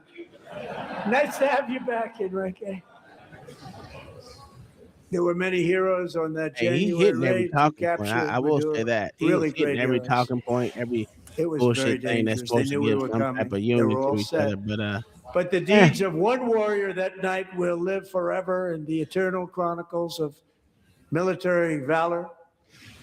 Chief Warrant Officer 5, Eric Slover, planned the mission and was the flight lead in the cockpit of the first helicopter, a big, beautiful, powerful helicopter. It was a massive Chinook carrying, as you can imagine, many, many American warfighters. Wearing the dog tags, his wife Amy had blessed with holy water before he left. She knew it was going to be a rough one. Eric steered the Chinook under the cover of night and descended swiftly upon Maduro's heavily protected military fortress. This was a major military installation, protected by thousands of soldiers and guarded by Russian and Chinese military technology. How did that work out? Not too good. While preparing to land, enemy machine guns fired from every angle, and Eric was hit very badly in the leg and hip, one bullet after another. He absorbed 4 agonizing shots, shredding his leg into numerous pieces.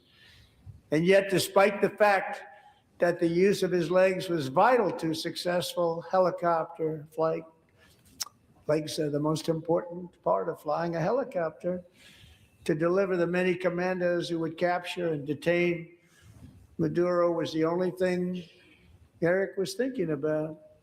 Then, even as he was gushing blood, which was flowing back down the aisle, helicopter lands at a steep angle. The machine gun stood right in front of him. They were right in front of him, 2 machine gunners who escaped the wrath of the previous planes. Eric maneuvered his helicopter with all of those lives and souls to face the enemy and let his gunners eliminate the threat. Turned the helicopter around so the gunners could take care of business, saving the lives of his fellow warriors from what could have been a catastrophic crash deep in enemy territory. Only after safely landing the helicopter with all the warriors aboard in the exact right spot, which was vital to the mission, probably would have had maybe cancel the mission if that didn't happen. Eric told his co-pilot, also wounded, but not as gravely, to take over. I'm about ready to pass out. The success of the entire mission and the lives of his fellow warriors hinge on Eric's ability to take this searing pain. It was unbelievable what's happened to his legs of the bullets and keep on flying and landing and People knew what was happening. Everybody in the back of the helicopter knew because they saw the blood pouring down the aisle. Chief Warrant Officer Slover is still recovering from his serious wounds, but I'm thrilled to say that he is here tonight with his wife, Amy, Eric, and Amy. Come on in.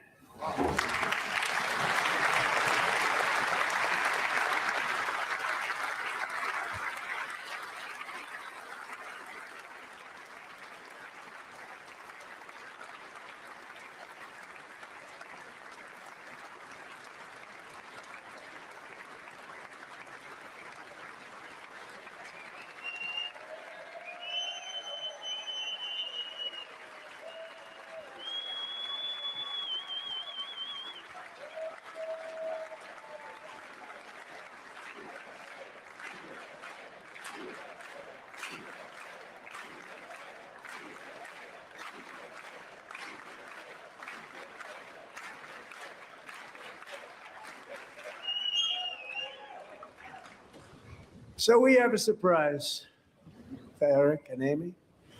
In recognition of Eric's actions above and beyond the call of duty, I would now like to ask General Jonathan Braga to present Chief Warrant Officer Slover with our nation's highest military award, the Congressional Medal of Honor.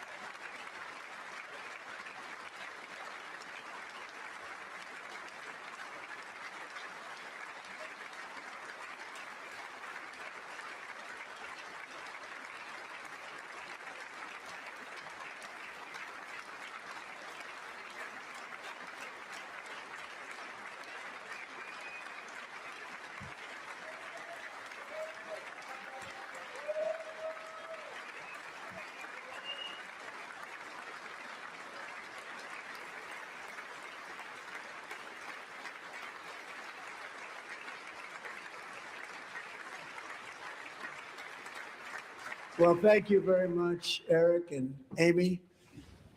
Great to get to know you. I met with them and with a lot of their fellow warriors at Fort Bragg recently. You notice the name Fort Bragg. We have it back. We brought it back. We won the First World War with it, the Second World War with it, and then they decided to change the name. So we changed it back. Everybody wanted to change back too. And 10 of Eric's fellow warriors from that incredible night of victory will also be receiving medals at a private ceremony that will soon be held at the White House. And Eric will be there. Thank you.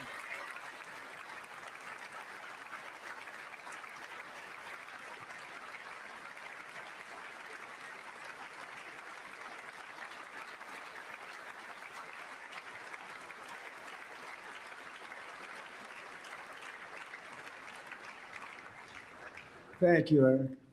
That's a big one.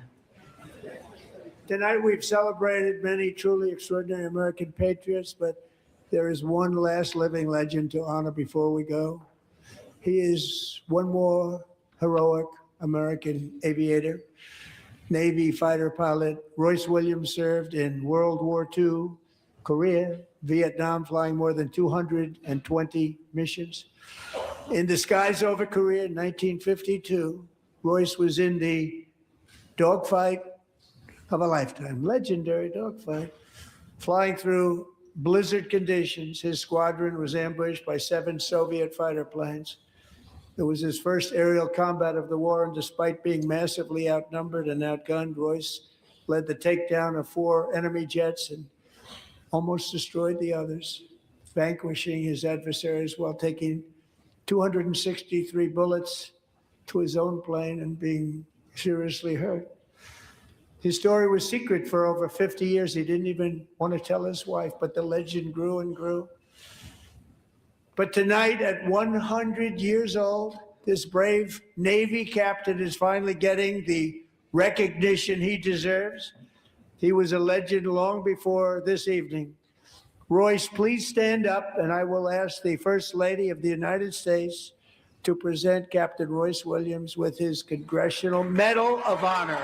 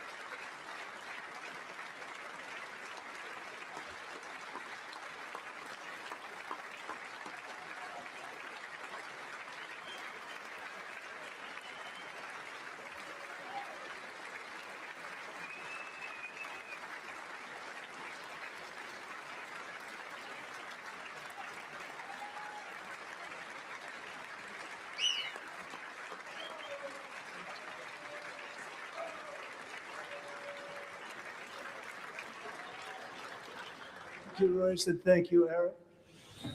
I've always wanted the Congressional Medal of Honor, but I was informed I'm not allowed to give it to myself, and I wouldn't know why I'd be taking it, but if they ever open up that law, I will be there with you someday. But you know, that's our highest honor, Congressional Medal of Honor, and that's a big thing, and it's an honor to be in the same room with you. Thank you both very much, Eric. Thank you.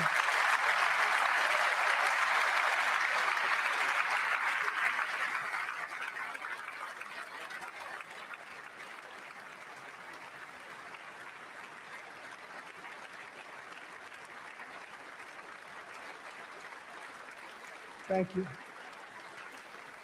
250 years is a long time in the life of a nation, but in another sense, it's really a mere moment in the eye of history.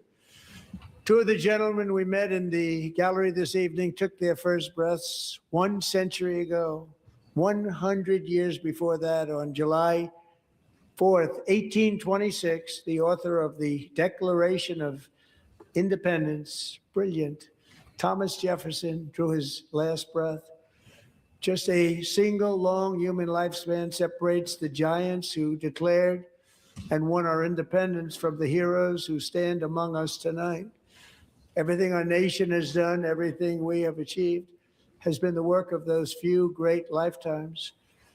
In those brief chapters, Americans built this nation from 13 humble colonies into the pinnacle of human civilization and human freedom, the strongest, wealthiest, most powerful, most successful nation in all of history.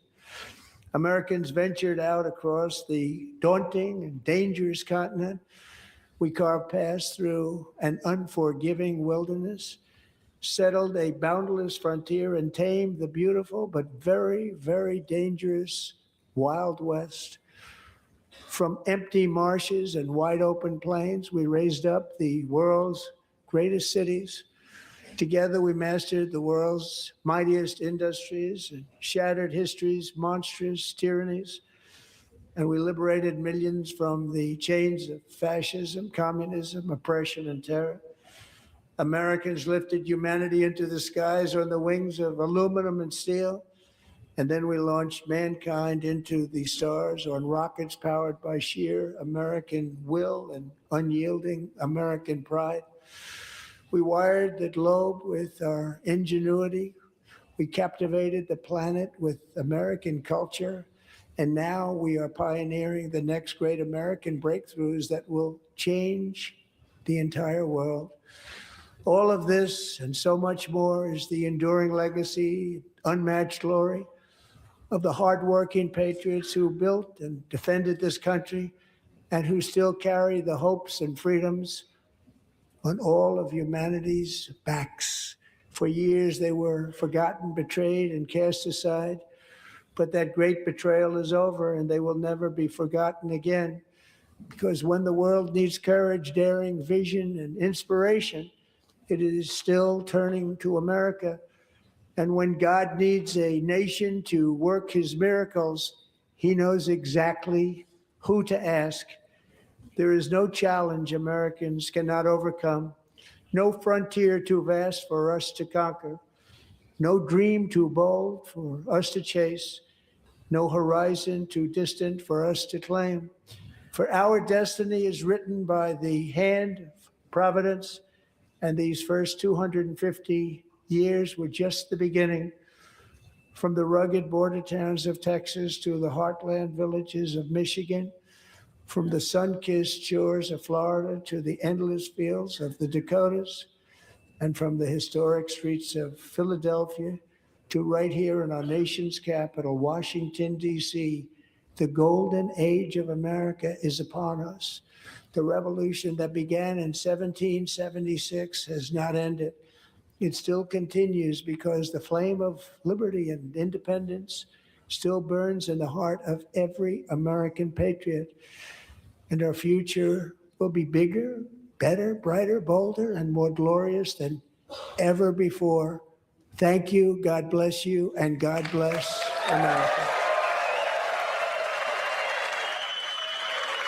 And there we have it, President Trump in the State of the Union at 1 hour, 48 minutes. That's a record even for this president. He has given long States of the Union before, joint addresses to Congress. This will go down in history as his longest yet. He spoke tonight, shaking the hand there of the Vice President, House Speaker Mike Johnson as well, and that gavel that the Speaker used, George Washington's, to mark this 250th year. The President looking out into that chamber tonight, filled with Republicans and many Democrats, though many did not show up this evening. He spoke at length about the economy, talked about a number of indicators as he saw it as positives. Inflation slowing, gas prices down, some grocery prices coming down. He said beef is finally turning the corner, said the stock market hit more than 50 all-time highs. He said one of the reasons for his economic success were his tariffs. He's According to changed the a Dow, lot of hitting different ways. 50,000 for the first time. He said because of his tariffs. He talked about the unfortunate ruling from the U.S. Supreme Court, the disappointing ruling. But we should point out as he walks in, he's pretty close to the justices again as he comes down on the floor, that he did shake their hands there this evening. There were a couple of shots that they showed, one of them making it very clear that not only did he shake the Chief Justice's hand, but the others who had gathered there, including Amy Coney Barrett, You want to put immigrants and everything who else did not rule in his favor on the tariffs, though he did appoint her to the court, shaking all of their hands. And it was one going into this evening whether or not he would address them during his speech. He did bring up the court, used the words disappointing, unfortunate, but said he will find other ways to continue to impose those tariffs. He said they do work, and they also work on a foreign policy perspective, he said. He said deals have been made with countries, and that he believes many of those deals will still be held up, even with this setback in the court as he sees it. A lot of pomp and circumstance tonight, a lot of awards given, medals, honors, quite moving. Quite a few television moments. The Navy fighter pilot there at the end. I mean, I like How do you beat that at 100 years old? An honor well deserved. And even though the speech was an hour, 48 minutes, it was just 12 minutes in the U.S. men's hockey team what it is. Another He didn't do a bad television job. moment there, returning What I to a want hero's to do welcome is in I the want to chamber go and here in the to country. the competing, He said the the goalie actual competing will ones that I receive want the to do. Presidential Medal of Freedom, Connor Hellebuck. Give me a second. He said the women's team will be coming to the White House soon, which Mary Bruce, you believed was the case. We await the date on the team's arrival at the White House. What are you hearing from your sources? Do they believe the president did what? It wasn't a bad fucking show. It wasn't a bad time what he did. I think he did a decent job. And I can't be mad at him for what he did. It's kind of pretty.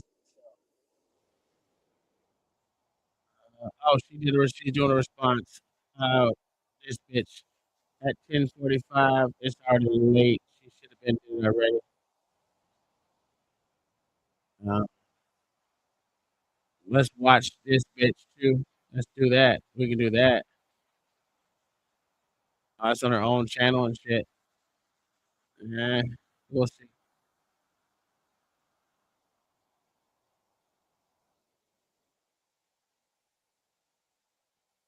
I thought he did well. Try to build morale. Yeah, I agree. I agree with that, Mama. That's what I got from it too. Um, she has the Sandberger has the actual.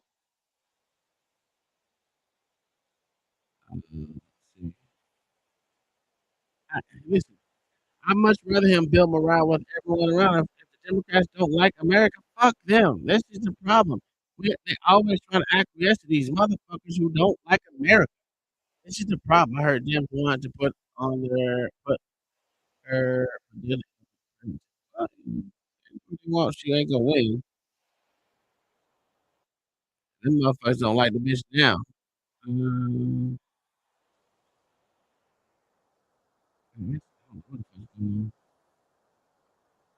let me see.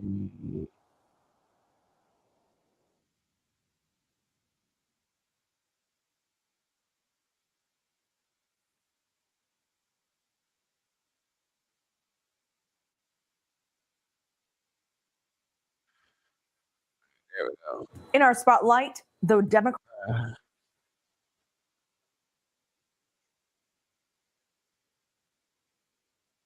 mm,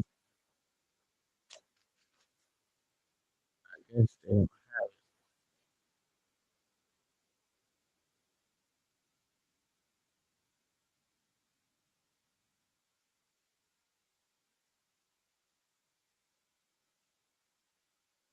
I don't know. I want to see her bullshit ass shit, but it look like still waiting. I guess I can't make it big at all or nothing. This is crazy.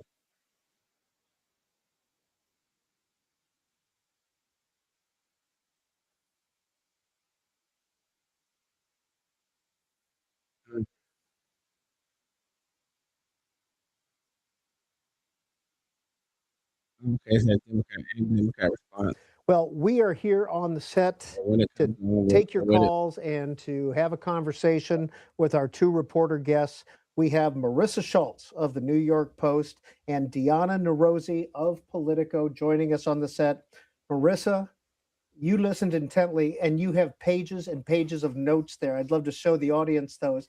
But what's the headline right now?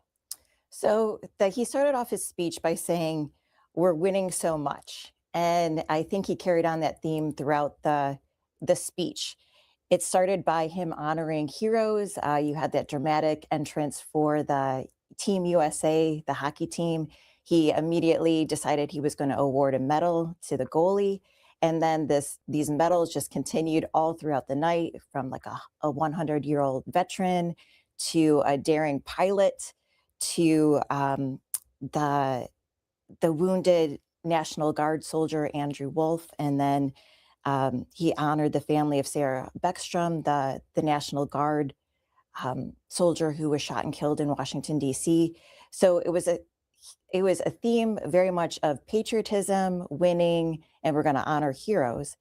And then on the flip side, it was very much a campaign speech. He was trying to flip the script on Democrats regarding affordability.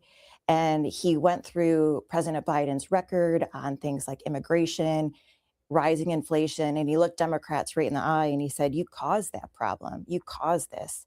Things like rising healthcare costs, he said, you own this. So he was trying to take back the narrative that had dogged him a bit in his presidency and in his approval ratings on things like economic issues. Deanna Narosi, Politico, your headline. I think the headline would be a changed Donald Trump with a question mark. Because I think, as we saw, I think the biggest surprise was just how measured he was for about 75% of his speech. I was expecting a little bit more back and forth with the Democrats, but I don't think I counted any new insults or nicknames in that speech. He didn't go after the Supreme Court justices, and everyone was wondering how he was going to handle that.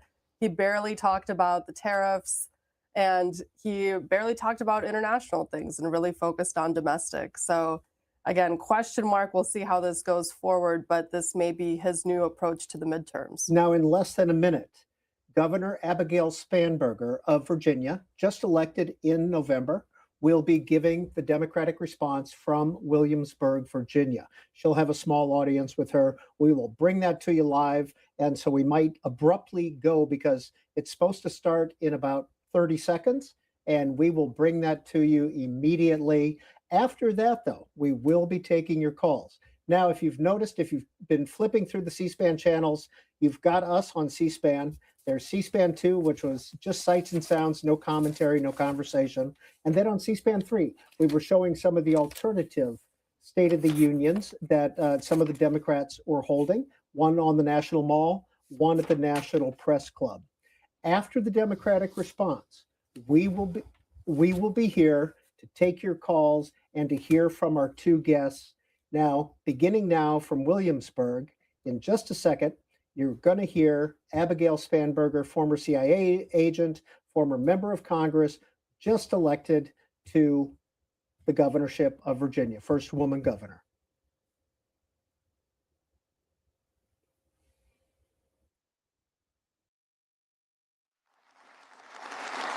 Good evening. Good evening and welcome to historic Williamsburg. We are gathered here in the chambers of the House of Burgesses. In 1705, the people of the Virginia colony gathered here to take on the extraordinary task of governing themselves. Before there was a Declaration of Independence, a Constitution, or a Bill of Rights, there were people in this room. The people who served here ultimately dreamed of what a new nation, unlike anything the world had ever seen, could be. The United States was founded on the idea that ordinary people could reject the unacceptable excesses of poor leadership, band together to demand better of their government, and create a nation that would be an example for the world. And this year, as we celebrate 250 years since America declared our independence from tyranny, I can think of no better place to speak to you as we reflect on the current state of our union.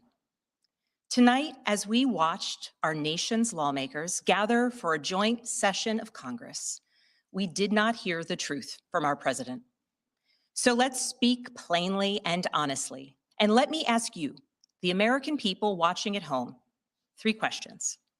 Is the president working to make life more affordable for you and your family? Is the president working to keep Americans safe both at home and abroad? Is the president working for you? As I campaigned for governor last year, I traveled to every corner of Virginia, and I heard the same pressing concern everywhere. Costs are too high in housing, healthcare, energy, and childcare. And I know these same conversations are being had all across this country. Because since this president took office last year, his reckless trade policies have forced American families to pay more than $1,700 each in tariff costs. Small businesses have suffered, farmers have suffered, some losing entire markets. Everyday Americans are paying the price. And even though the Supreme Court struck these tariffs down 4 days ago, the damage to us, the American people, has already been done. Lie. Meanwhile, the president is planning for new tariffs, another massive tax hike on you and your family. And Republicans in Congress, they remain unwilling to assert their constitutional authority to stop him. They're making your life harder. They're making your life more expensive. They're even making it more difficult to see a doctor. Rural health clinics in Virginia and across the country are already closing their doors thanks to the so-called One Big Beautiful Bill, championed by the president and Republicans in Congress. And tonight, the president celebrated this law, the one threatening rural hospitals, stripping healthcare from millions of Americans and driving up costs in energy and housing, all while cutting food programs for hungry kids.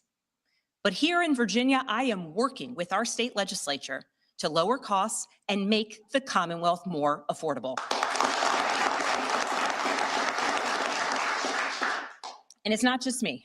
Democrats across the country are laser focused on affordability in our nation's capital and in state capitals and communities across America.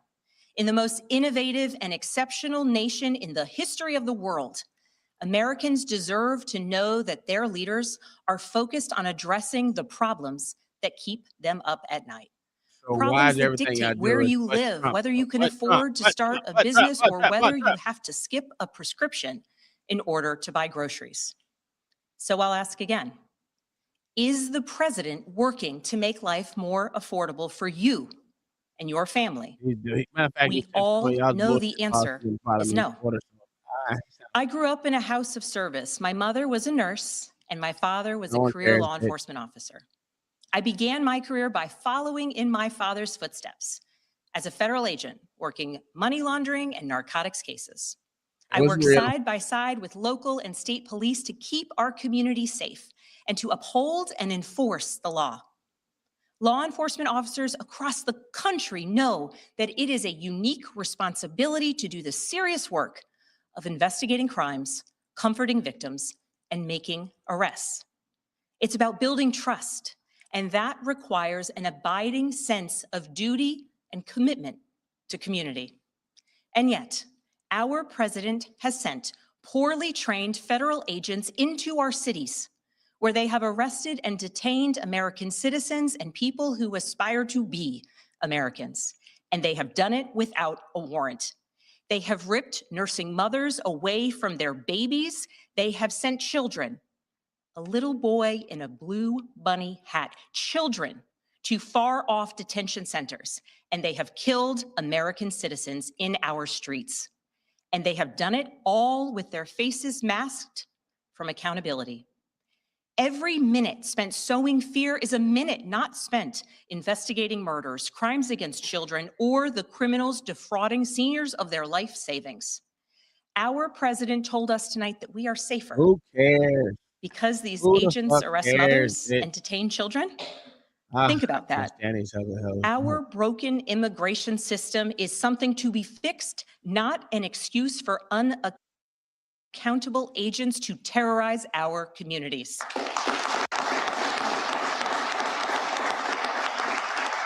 Like, who really After working fucking in law enforcement, I continued my career of service as a CIA officer, working undercover to protect the United States and our allies from global threats, terrorism, nuclear weapons, and the aggression of adversarial nations around the globe.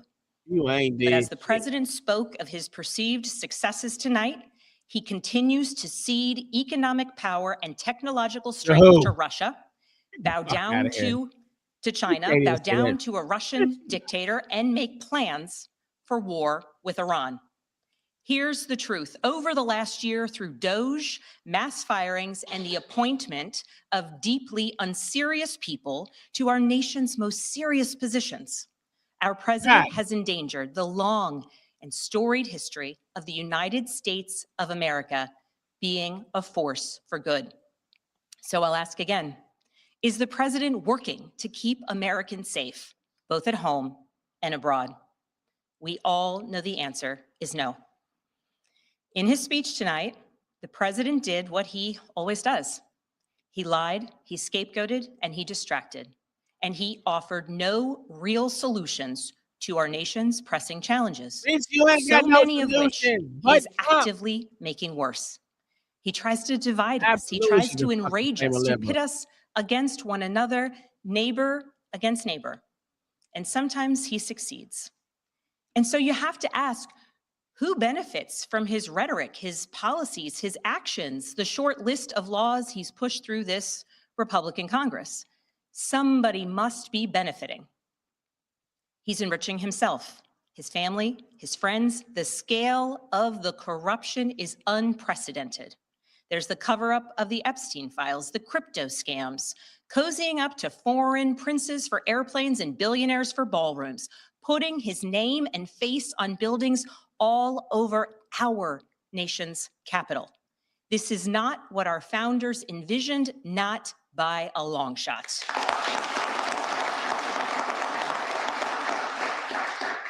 So I'll ask again, is the president working for you? We all know the answer is no. But here's the special thing about America. On our 250th anniversary, we know better than any nation what is possible when ordinary citizens, like those who once dreamed right here in this room, reject the unacceptable and demand more of their government. We see it in the determination of students organizing school walkouts all across the country, whose voices are becoming so powerful that the governor of Texas seeks to silence them. We see it in the bravery of Americans in Minnesota standing up for their communities, from peacefully protesting in sub-zero temperatures to carpooling children to school so that their immigrant parents are not ripped away from them in the parking lot. As a mother of 3 school-aged daughters, I am inspired by their bravery, but I am sickened that it is necessary. And Americans across the country are taking action. They are going to the ballot box to reject this chaos. With their votes, they are writing a new story, a more hopeful story. In November, I won my election by 15 points.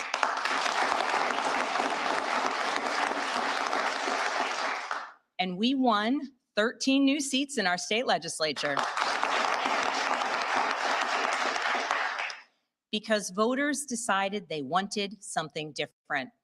Our campaign earned votes from Democrats, Republicans, independents, and everyone in between, because they knew as citizens they could demand more, that they could vote for what they believe matters, and that they didn't need to be constrained by a party or political affiliation. This is happening across the country. New Jersey elected Mikey Sherrill as governor in a double-digit victory. Democrats flipped state legislative seats in places like Georgia, Iowa, Mississippi, and Texas. The list goes on and on. Ordinary Americans are stepping up to run in the spirit of our forefathers. They are running to demand more and to do more for their neighbors and communities. I know the story well. I first ran for office in 2018 alongside dozens of other Democrats who did the seemingly impossible, flipping 41 seats in Congress. In my case, I was the first Democrat elected in 50 years, swinging our district 17 points. Those who are stepping up now to run will win in November because Americans, you at home, know you can demand more and that we are working to lower costs. We are working to keep our communities and our country safe, and we are working for you.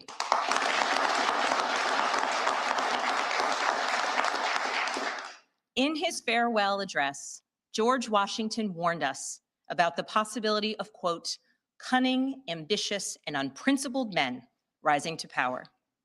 But he also encouraged us, all Americans, to unite in a common cause, to move this nation forward. That is our charge once more, and that is what we are seeing across the country. It is deeply American and patriotic to do so, and it is how we ensure that the state of our union remains strong, not just this year, but for the next 250 years as well, because we, the people, have the power to make change, the power to stand up for what is right, the power to demand more of our nation.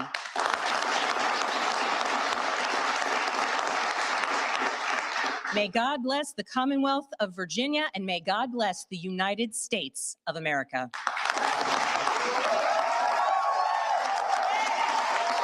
Oh, she did a fucking horrible job. They picked the wrong person. Was that it? And that was Democratic Oh, Governor that was Abigail terrible. Spanberger of Virginia. That was terrible. talking I've never in seen a worse Williamsburg, the fucking speech Democratic ever. response. She went about That was 15 terrible. minutes or so. Now, Marissa Schultz, Oh, you wow. called the president's speech on Oh, one wow. hand an election speech. Was that a campaign speech or a Oh. campaign speech? Yes. And it's notable that she was the one that was giving it. Abigail Spanberger, she won Virginia by 15 points. She picked up seats for Democrats in the state legislature. Am I So missing she is supposed to be the example of what Democrats can do in 2026 in November. Oh, And she's liberal as fuck. Okay. It makes more sense. All right. All right. This shit is ridiculous. I'm glad it's over with. That shit stupid. That shit was absolutely fucking bananas retarded, if you ask me, and that's just me. Yeah, already regrets putting her as a fact. We all know that. We see it. We see it every day. All these motherfuckers making videos of how fucking shitty it is now. What are we doing? How the fuck can they say, man, oh man, oh man, oh man, oh man. Oh man.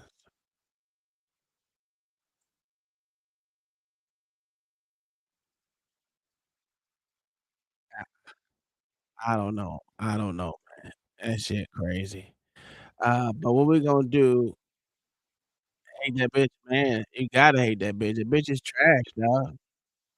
But Imma go back over here on this other stream tonight so I can close one of them down so I can only be focused on one of them. We can talk about after that. But thank y'all for being here. We're gonna go back to Tuesdays. Uh, yeah.